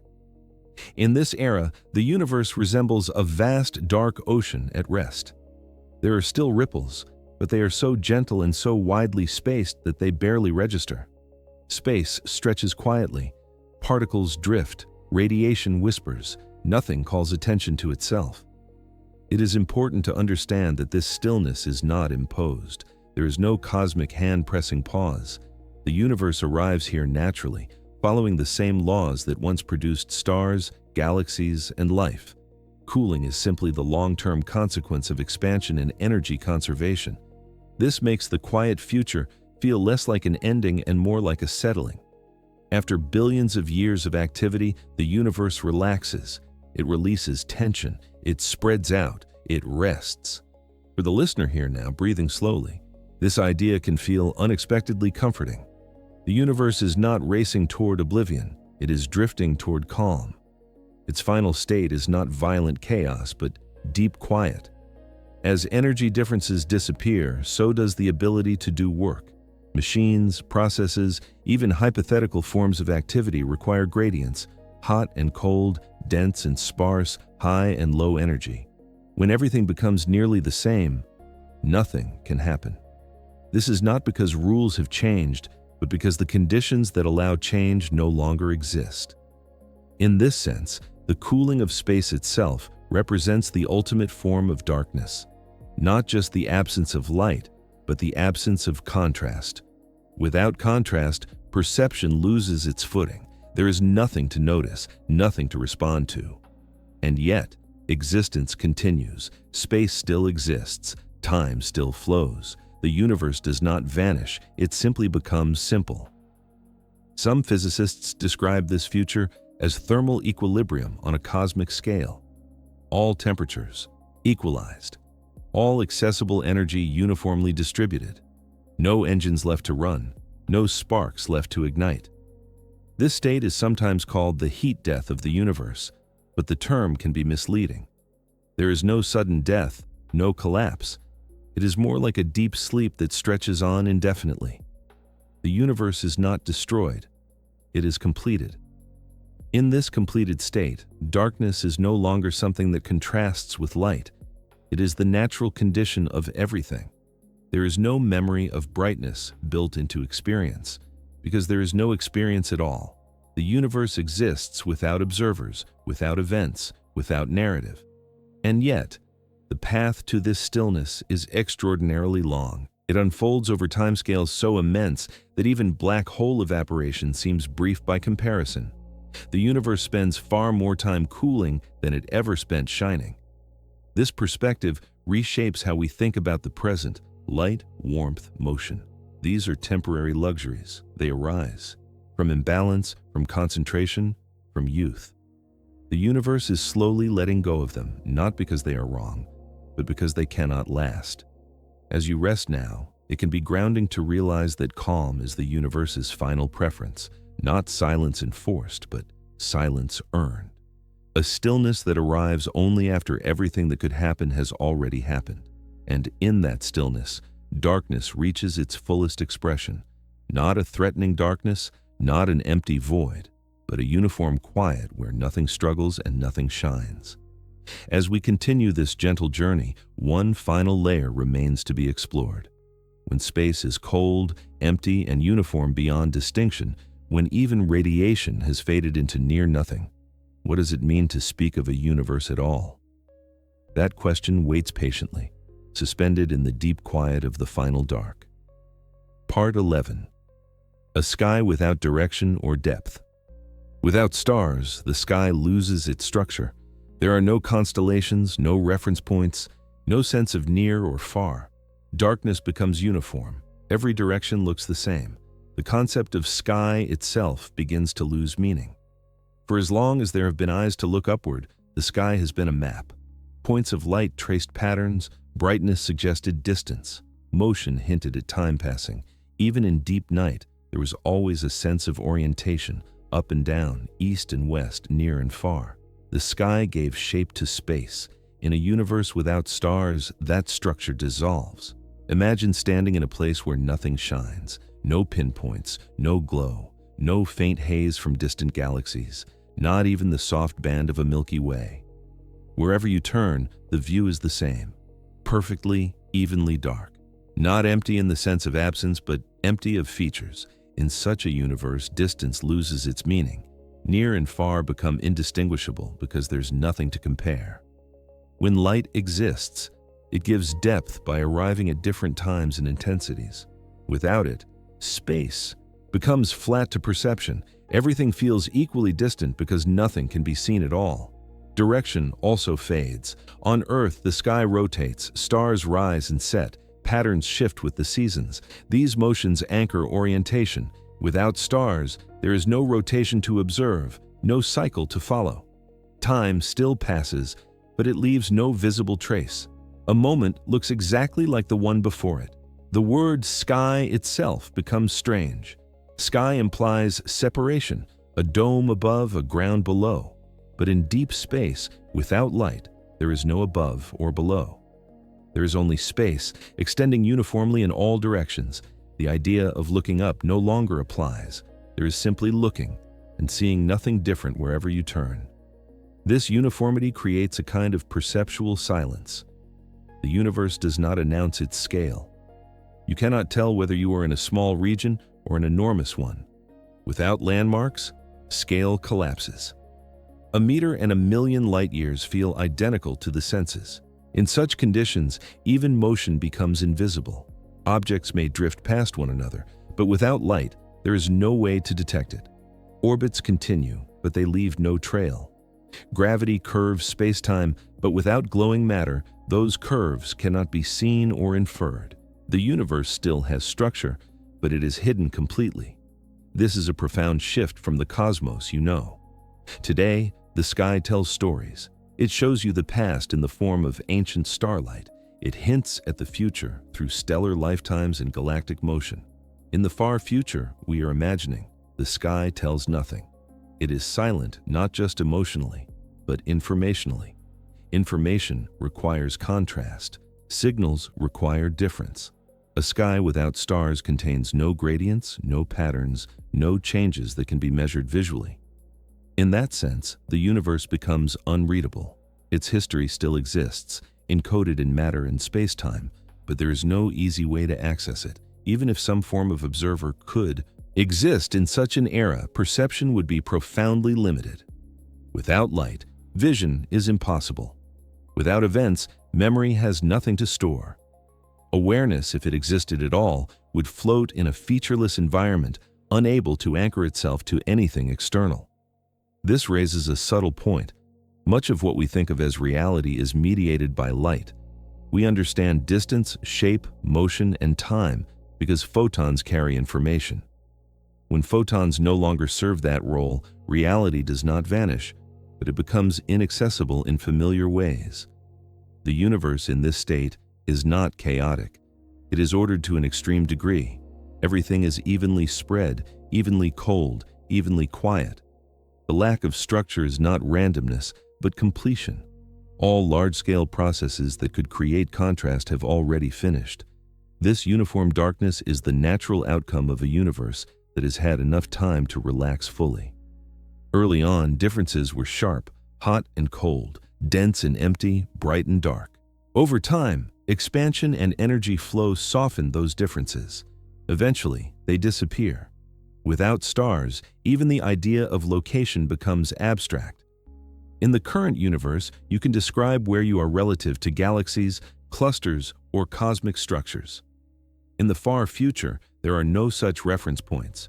Position exists mathematically, but not relationally. You are somewhere, but that somewhere cannot be defined. This also changes the meaning of isolation. Today, isolation means being far from others. In a uniform universe, everything is equally isolated. There are no centers, no edges, no crowded regions. The universe becomes democratically empty. And yet, this emptiness is not loneliness. Loneliness implies the absence of something expected. In this future, nothing is missing. The universe has simply moved beyond the need for structure. It has explored all configurations that produce light and complexity, and now rests in what remains. There's a quiet elegance in this. The cosmos does not cling to patterns forever. It allows them to form, evolve, and dissolve. Constellations, galaxies, even stars themselves are temporary arrangements, meaningful only within certain windows of time. When those windows close, the universe does not protest. It transitions. The loss of direction and depth also affects the concept of journey. Travel implies moving from one distinguishable place to another. In a featureless universe, travel has no narrative. There's no destination that looks different from the starting point. Motion still occurs, but it has no visible purpose. Time, too, becomes difficult to conceptualize. Without cycles, without events, without change, time lacks markers. Seconds still pass, but nothing distinguishes one from the next. The universe experiences time without memory. For you, here now, this can be strangely calming. The future darkness we are describing is not hostile. It is not a void filled with danger. It is simply quiet, perfectly, evenly quiet. It invites a shift in perspective, meaning does not reside in permanence. The sky, you know, with its stars and patterns, is meaningful precisely because it is temporary.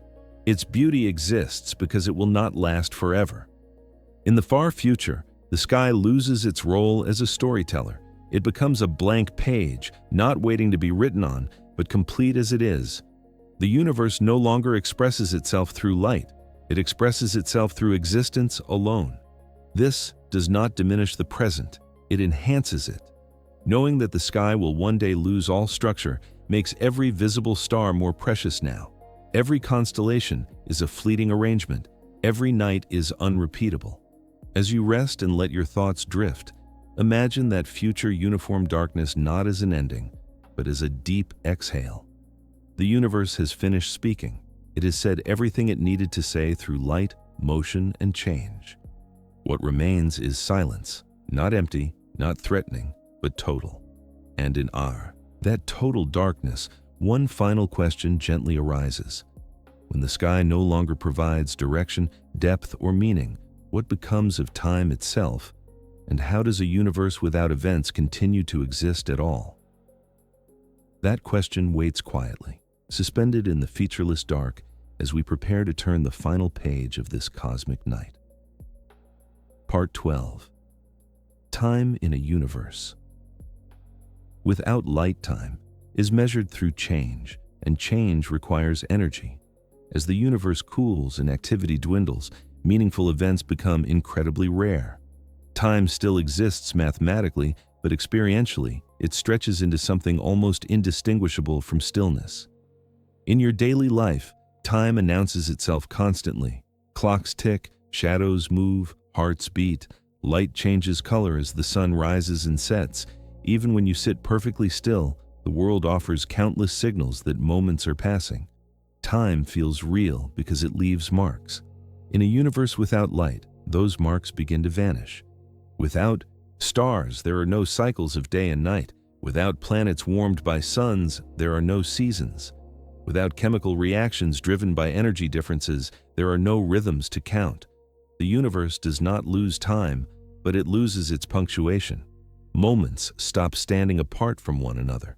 From a physicist's perspective, time continues as a coordinate, a dimension woven into space-time.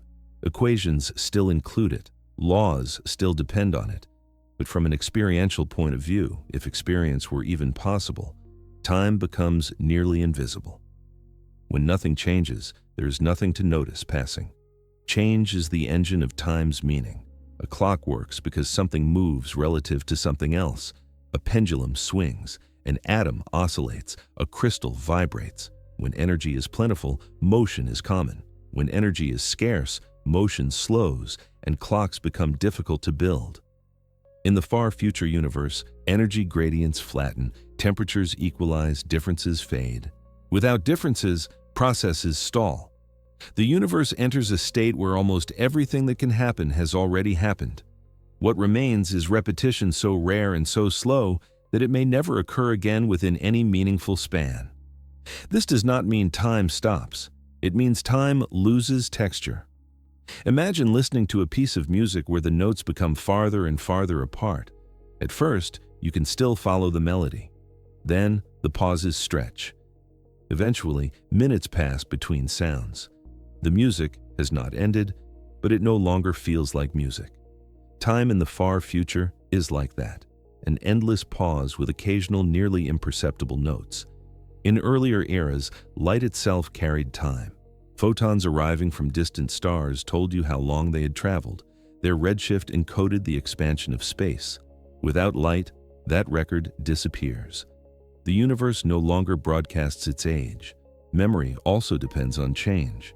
To remember something, there must be a before and an after. In a universe where nothing new happens, memory has nothing to attach itself to. Even if information could somehow persist, There would be no updates, no new entries. Time becomes an empty ledger. This emptiness reshapes the meaning of duration. Today, 1 billion years feels unimaginably long because so much can happen within it. In the far future, 1 billion years may be indistinguishable from 1 trillion. Without events, long and short collapse into the same experience, if experience exists at all. Some physicists describe this state as one where entropy has reached its maximum. Entropy is often misunderstood as disorder, but more accurately, it is a measure of how spread out energy is. When entropy is high, energy is evenly distributed, and no useful work can be done. Nothing can change in a meaningful way. In such a universe, time has no arrow. The arrow of time, the sense that the past is different from the future, comes from increasing entropy. When entropy can no longer increase, the arrow loses its direction. The universe still has a timeline, but no sense of progression. This idea can feel unsettling, because so much of human meaning is built on time flowing forward. Growth, learning, healing, decay, all depend on change. But the universe is not required to preserve those narratives forever. They are features of a particular energetic phase, not permanent laws. In the deep future, space-time becomes a stage without actors. The dimensions remain, but the drama is over. There are no scenes left to play. Time becomes a quiet background parameter, no longer central to the universe's story. Interestingly, this raises questions about whether time is fundamental at all. Some theories suggest that time may emerge from change rather than existing independently. If that is true, then in a universe without change, time might lose even its mathematical meaning. It would exist in equations, but not in reality. Other theories suggest that time always exists regardless of activity. In this view, the universe simply experiences an infinite stretch of uneventful duration. Seconds still pass, but nothing ever marks them. Time becomes pure waiting without anticipation. Both perspectives lead to the same emotional conclusion. The far future is profoundly quiet. For you listening now, this can feel strangely peaceful. The universe does not end in chaos or collapse. It does not rush toward a final moment. It eases into a state where nothing is required of it anymore. No pressure, no urgency, no ticking clocks. This future also reframes the present moment. Right now, time feels precious because it is filled. Every second carries information. Every minute holds potential change. That richness exists because energy is unevenly distributed, because stars shine, because light moves. Knowing that this richness is temporary does not diminish it, it deepens it. The fact that time will one day lose its texture makes the texture you feel now more vivid. In the far future, even the concept of now becomes ambiguous. Without change, there is no clear distinction between one moment and the next. The universe becomes an eternal present, not because time has stopped, but because nothing differentiates moments anymore. This eternal present is not awareness. It is not consciousness. It is simply existence without narrative. The universe continues, but it no longer tells stories. And yet, something remains profoundly consistent. The same laws that governed the universe's birth still apply. Gravity still curves space-time. Quantum fields still exist. Expansion still continues. Time, whether meaningful or not, still flows according to the same rules. There is a quiet dignity in that consistency. The universe does not break its promises. It follows through, even when there is nothing left to witness the result. As the sky loses light, as matter spreads thin, as energy fades, time becomes the final companion. It stays even when everything else has gone quiet. But it does so without fanfare, without measurement, without memory. For now, though, you live in a universe where time is loud. It rings with signals. It moves in visible steps. It gives shape to days and nights, beginnings and endings. One day, far beyond imagination, time will still be there, but it will feel like silence. And that brings us gently to the next question, one that arises naturally from this stillness. If time continues without events, without light, without observers, what meaning does existence itself retain? And what, if anything, remains to distinguish one future from another? That question waits calmly ahead, resting in the long, quiet stretch of cosmic time yet to come. Part 13. Could anything ever see again? In this future darkness, observers, if any could exist, would have no stars to look toward. Information would be limited. Memory would fade. Without light, the universe becomes unreadable, its history locked away in particles drifting, farther apart than communication allows. To see, in the deepest sense, is not merely to have eyes, it is to receive information. Vision is a conversation between an observer and the environment, carried almost entirely by light. Photons bounce, scatter, and travel, bringing news from one place to another. They carry shape, distance, motion, and time. When light disappears, that conversation ends. In the universe we are imagining, there is nothing left to speak. Even if matter still exists, cold remnants, isolated particles, faint fields, there is no medium left that can easily carry stories from one place to another. Without stars or luminous processes, there are no beacons, no signals strong enough to bridge the growing distances of space. Each region becomes informationally isolated, sealed inside its own quiet. For any hypothetical observer, the challenge would be profound. Without incoming signals, perception collapses inward. There is nothing external to reference, nothing changing to compare against. An observer cannot tell where they are, how fast they are moving, or how much time has passed. Awareness, if it existed, would float without anchors. Memory, too, would struggle. Memory requires updates. It requires new inputs that overwrite or reinforce the old. In a universe without events, memory becomes static. It holds whatever it began with and then slowly loses relevance. Without reinforcement, information decays, not necessarily physically, but functionally.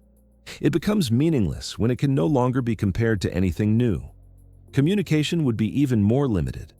To communicate requires energy and contrast.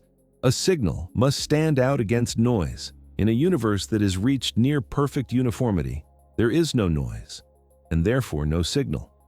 Any attempt to send information would be swallowed immediately by sameness. Even fundamental particles drift farther apart as expansion continues. Interactions that once allowed particles to exchange energy become vanishingly rare. Eventually, even the chance encounters that could transmit information cease almost entirely. Each particle becomes its own island, moving silently through space. This raises a haunting question. If nothing can see, record, or communicate, does the universe still have a history? From a physical standpoint, yes. The past remains encoded in the distribution of matter and energy, in the curvature of space-time, in quantum fields. But without observers or signals, that history is inaccessible. It exists without being readable, like a book sealed forever. In earlier eras, the universe constantly broadcast its story. Light from the Big Bang, starlight from galaxies, radiation from every energetic event, all of it carried information outward. Telescopes, if they existed, could reconstruct the past simply by collecting photons. In the far future, that broadcast has ended. The silence is not malicious. It is simply the consequence of exhaustion. The universe has run out of ways to tell its story loudly. Could anything ever see again under such conditions? To answer that, we must ask what seeing would require. At minimum, it would require energy gradients, places where energy is higher than elsewhere. It would require processes capable of producing signals stronger than the background. It would require proximity, because distance erodes signals through expansion. But the universe we are describing has eliminated gradients. Energy is spread evenly. Temperatures are uniform. Distances are vast and growing. The raw ingredients for perception are no longer available. Some speculative ideas suggest that quantum fluctuations might still occur, even in a near-equilibrium universe. Tiny, random changes in energy could, in theory, create brief local disturbances, but these would be fleeting and extraordinarily rare. They would not form stable structures. They would not build eyes, memories, or observers.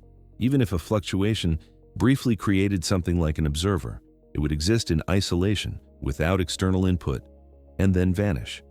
There would be nothing to see, nothing to learn, nothing to remember. Awareness without information collapses almost instantly into meaninglessness. This leads to a subtle realization. Observation is not guaranteed by existence. A universe can exist perfectly well without being seen. Reality does not depend on witnesses. It continues whether or not it is observed, whether or not it is remembered. This is deeply counter to human intuition. We are used to thinking of the universe as something that reveals itself, something that can always be studied, measured, understood. But that accessibility is a temporary feature of a luminous energetic phase. It is not permanent. In the far future, the universe becomes private. Its laws still operate. Its dimensions still exist. Its expansion continues. But its story is no longer told. It is lived only in the quiet persistence of what remains. For you, listening now, this can feel unsettling at first. The idea that the universe could become unreadable challenges the assumption that meaning is built into existence. But it also offers a strange kind of humility. Meaning, it suggests, arises during certain conditions. It blooms when energy flows and fades when it does not. This does not make meaning less real now. It makes it more precious. The fact that the universe will one day be unreadable means that right now, it is readable in a way that will never be possible again. Every observation you make, every star you see, every pattern you recognize exists during a narrow window when information still travels freely. The future darkness is not an erasure of truth, it is a closure of access. One can imagine the universe in that state as a vast archive with no librarians, no readers, and no lights.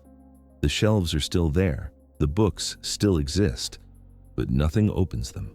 Could the universe ever re-illuminate itself?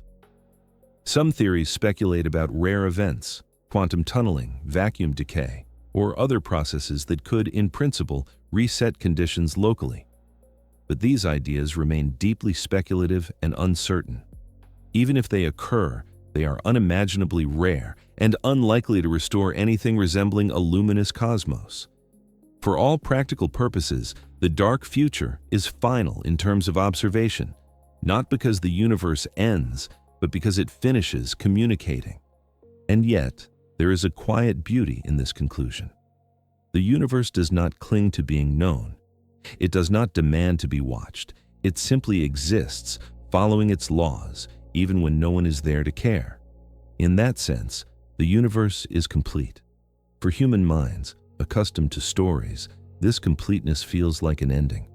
But from the universe's perspective, it is just another state, stable, simple, and sufficient. As you rest here now, surrounded by light, sound, and awareness, you are participating in one of the most information-rich moments the universe will ever have. The fact that you can wonder about the future darkness at all is itself a product of starlight, chemistry, and change. One day, such wondering will no longer be possible. Not because it is forbidden, but because the conditions that allow it will have passed. The universe will continue without witnesses, without memories, without eyes turned upward. And that brings us gently to the final reflection. If nothing can ever see again, if the universe becomes unreadable and silent, then what we are experiencing now, this awareness, this curiosity, this quiet sense of scale, is not just temporary. It is rare. And perhaps that rarity is where its deepest meaning lies, glowing softly for a moment before the long night settles in forever.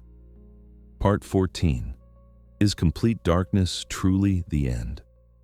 Some theories suggest that quantum fluctuations might still spark tiny bursts of energy, brief flickers in the void. Others propose cycles, rebirths, or hidden dimensions where darkness is not final. Science does not yet know, and in that uncertainty there is still quiet wonder. When we imagine the universe settling into complete darkness, it feels natural to think of it as an ending, a final page, a last breath. The idea fits neatly with human stories, where silence often follows conclusion. But the universe does not organize itself around narrative satisfaction. It follows laws, and those laws sometimes leave room for possibilities that feel almost poetic in their restraint. Even in the coldest, quietest vision of the far future, Physics does not fully surrender to nothingness. At the deepest level, the universe is never perfectly still. Quantum theory suggests that absolute emptiness is impossible. Even in a region stripped of matter, light, and heat, there remain quantum fields, fundamental ingredients of reality that cannot be turned off. These fields are not dramatic, they do not glow or pulse, but they are restless in a subtle way, capable of producing tiny, fleeting fluctuations. These fluctuations are not events in the familiar sense. They are momentary imbalances, appearing and disappearing too quickly and too weakly to build anything lasting.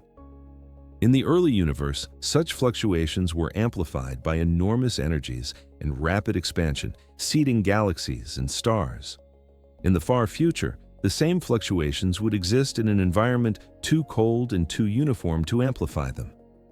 Still, their existence means the universe never becomes perfectly inert. In an otherwise silent cosmos, these flickers would be the faintest possible motions, less than whispers, more like the idea of movement. They would not light the sky, they would not create observers, but they would prevent reality from becoming truly frozen. Some physicists have wondered whether, over unimaginable spans of time, even extremely unlikely events might eventually occur. Given enough duration, could a fluctuation briefly assemble, something complex? Could order reappear spontaneously, even for a moment? These ideas are deeply speculative, and they sit at the edge of what science can responsibly discuss. The probabilities involved are so small that even with infinite time, such events may effectively never happen. But the fact that the question can be asked at all speaks to the universe's subtlety. Other theories take a broader view. Instead of imagining the universe as a one-time story with a beginning and an end, they propose cycles. In these models, the universe expands, cools, and empties, only to eventually transition into a new phase. Perhaps expansion reverses, perhaps dimensions shift, perhaps conditions reset in ways we do not yet understand. These ideas are not widely accepted, but they are not dismissed outright either. They arise naturally when physicists try to reconcile gravity, quantum mechanics, and cosmology into a single framework. In doing so, they sometimes discover that what looks like an odd ending in one description may be a transition in another. There are also theories suggesting that our observable universe is only part of a much larger structure. Hidden dimensions, parallel regions, or multiverse scenarios imagine realities beyond our cosmic horizon. In such views, darkness here does not imply darkness everywhere. It simply marks the limits of what this universe can express. It is important to be gentle with these ideas. They are not promises, they are possibilities. Science treats them cautiously, aware of the difference between what can be tested and what can only be imagined. But imagination, when disciplined by evidence, has always been one of science's quiet strengths. What all of these ideas share is an admission of humility. We do not yet know whether complete darkness is truly final. We can describe trends, we can follow equations, we can project forward based on the best understanding we have. But at the deepest level, the universe still holds secrets. That uncertainty is not a failure of knowledge, it is an invitation to wonder. Even now, in a universe filled with light and structure, there are limits to what can be known. There are horizons beyond which information cannot travel. There are energies we cannot probe directly. There are scales so small and time so vast that our instruments and intuitions struggle to reach them. The far future magnifies those limits, but it does not create them. In this sense, complete darkness, if it arrives, is not a void of meaning. It is simply a region beyond our current understanding. The universe does not owe us clarity forever. It does not need to remain accessible to be real. For a listener resting quietly now, this realization can be strangely comforting. The universe does not end with a definitive answer carved into the dark. It ends, if it ends at all, with openness, with questions left unasked because there is no one left to ask them. There is something deeply peaceful about that. The universe begins in mystery, and it may conclude in mystery as well. In between, there is a long, luminous chapter where matter organizes, stars ignite, and minds emerge capable of reflection. That chapter does not have to last forever to be meaningful. In fact, Its transience may be what gives it weight. If the universe were endlessly bright and endlessly busy, awareness might feel trivial. Because it is temporary, because it arises only during certain conditions, it feels precious. The darkness that eventually comes does not erase that value. It frames it. When we ask whether complete darkness is truly the end, we are also asking something quieter. We are asking whether meaning requires permanence, whether beauty needs to last forever to be real, whether a moment matters only if it never fades. Physics offers no requirement that it must. A star shines, it burns, it fades, its light travels on for a time, then thins into invisibility. Yet the star was real. Its existence mattered. The same is true for galaxies, for worlds, for lives. The universe does not seem to value permanence. It values process. Even if darkness becomes absolute, even if no new structures ever form, even if time stretches into an uneventful infinity, the universe will have already expressed everything it was capable of expressing.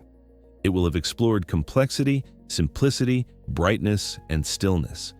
In that sense, darkness is not an erasure, it is a completion. And yet, science leaves a small door open. A door not wide enough to walk through with certainty, but wide enough to let curiosity breathe. Quantum fluctuations, cycles, hidden structures, unknown laws, these are not hopes. They are acknowledgments that our map of reality is still incomplete. That incompleteness is not something to fear. It is something to respect. As you lie quietly now, perhaps letting your eyes close, you can hold both ideas at once. The universe may one day go completely dark, and it may also hold possibilities we cannot yet imagine. Both can be true without contradiction. The future does not need to promise renewal to be meaningful, nor does darkness need to threaten to feel profound. Sometimes, the most honest ending is one that does not resolve neatly. Science at its best is comfortable with that. It tells us what we can know. It outlines what seems likely. And when it reaches the edge of understanding, it does something very gentle. It stops. In that stopping, there is no despair. There is curiosity held in silence, a recognition that the universe is larger than any single explanation. So, is complete darkness truly the end? Perhaps, or perhaps it is simply the last thing we can describe with confidence before the universe continues on in ways too quiet, too subtle, or too unfamiliar for our language to follow. And in that unanswered space, there remains one final gift. Not certainty, but wonder. A quiet, steady wonder that does not demand resolution, only presence here and now, beneath. A sky that still shines for a little while longer. Part 15. What the distant darkness teaches us now. The knowledge that the universe will one day go dark does not diminish the present moment, it sharpens it. Every star you see exists within a narrow window of cosmic time. Every night, sky is temporary. And that makes this moment, this quiet awareness, something rare, fragile, and deeply precious.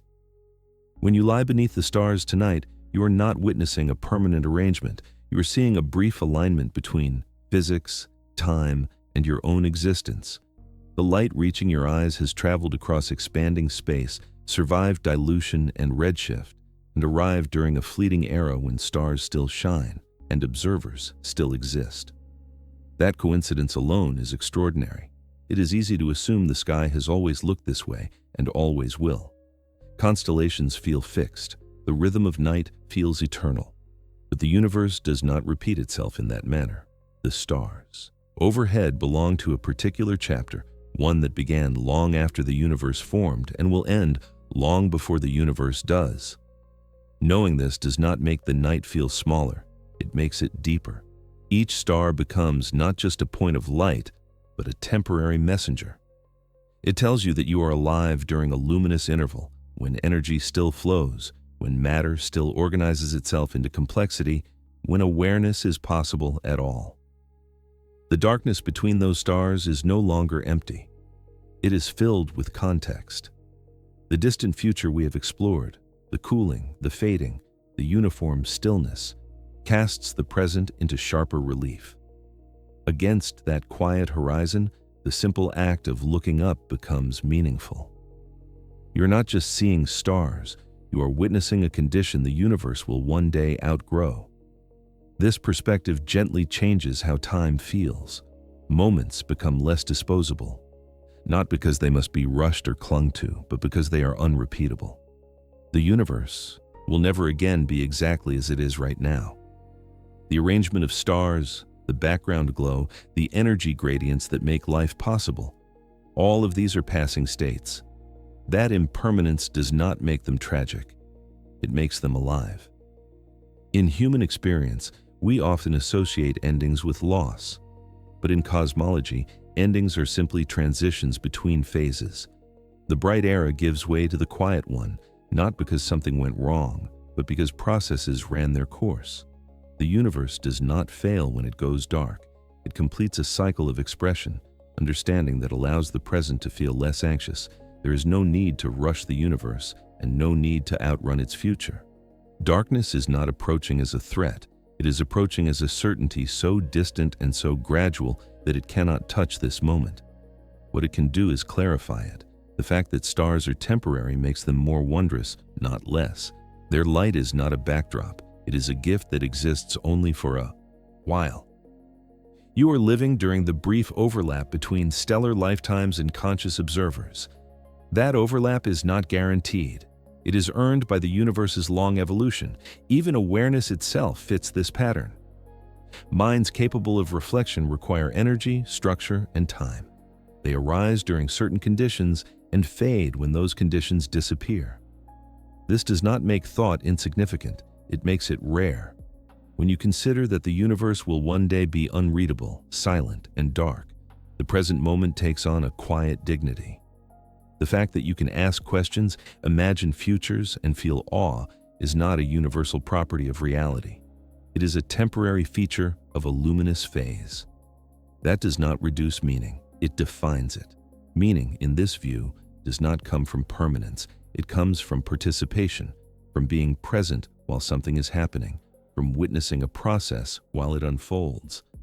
The universe is not asking to be preserved. It is inviting you to notice it.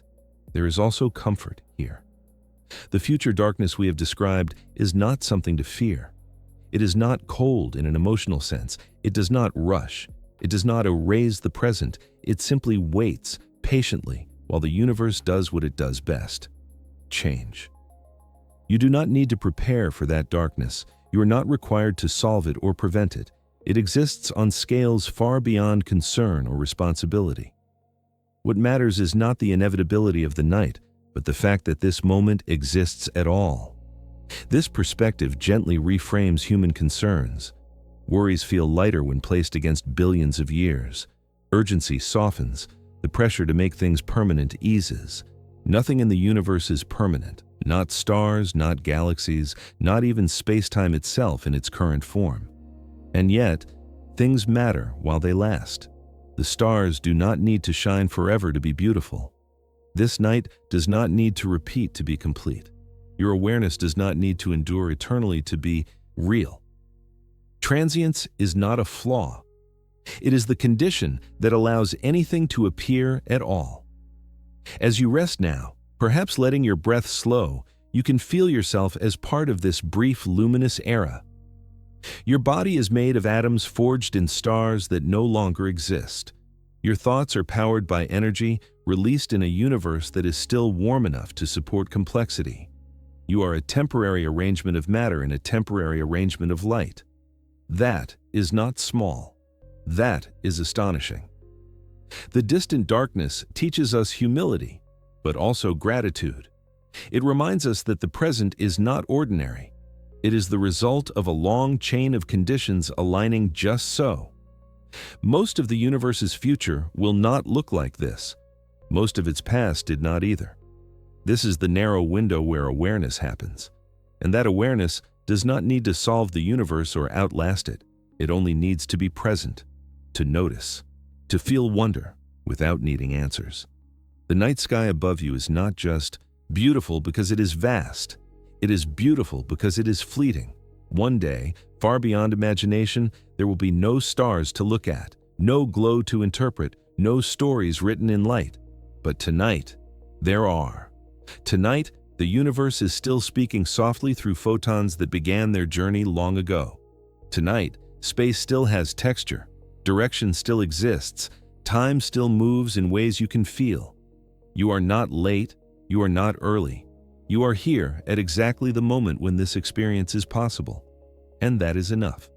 As this journey draws to a close, there is no need for urgency, no need for resolution. The universe will continue on its path whether or not it is watched. But for now, it is being watched, quietly, gently, by you. And in that simple fact, in this awareness beneath a temporary sky, there is a calm completeness that needs nothing more. The night will one day go completely dark, but not yet. And for this moment, that is a quiet miracle. As this quiet journey comes to rest, the universe does not ask you to hold on to anything you've heard. It does not ask you to remember timelines or endings or to carry the weight of distant futures into your dreams. It simply invites you to rest inside the present moment, this small, gentle pocket of time where stars still shine and awareness still flickers softly into being. The night sky above you, for all its vastness, is close enough to feel personal.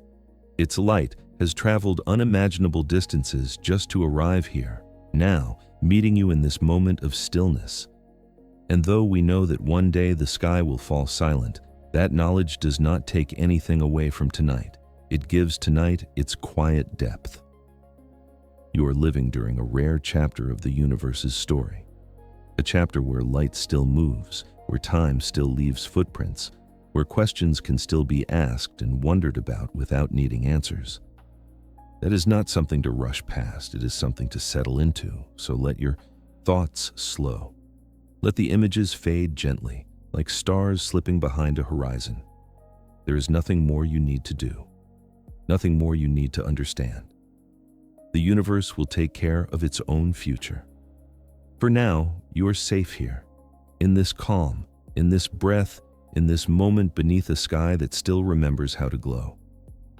Thank you for sharing this quiet stretch of time with me. If sleep is waiting for you, may it come easily.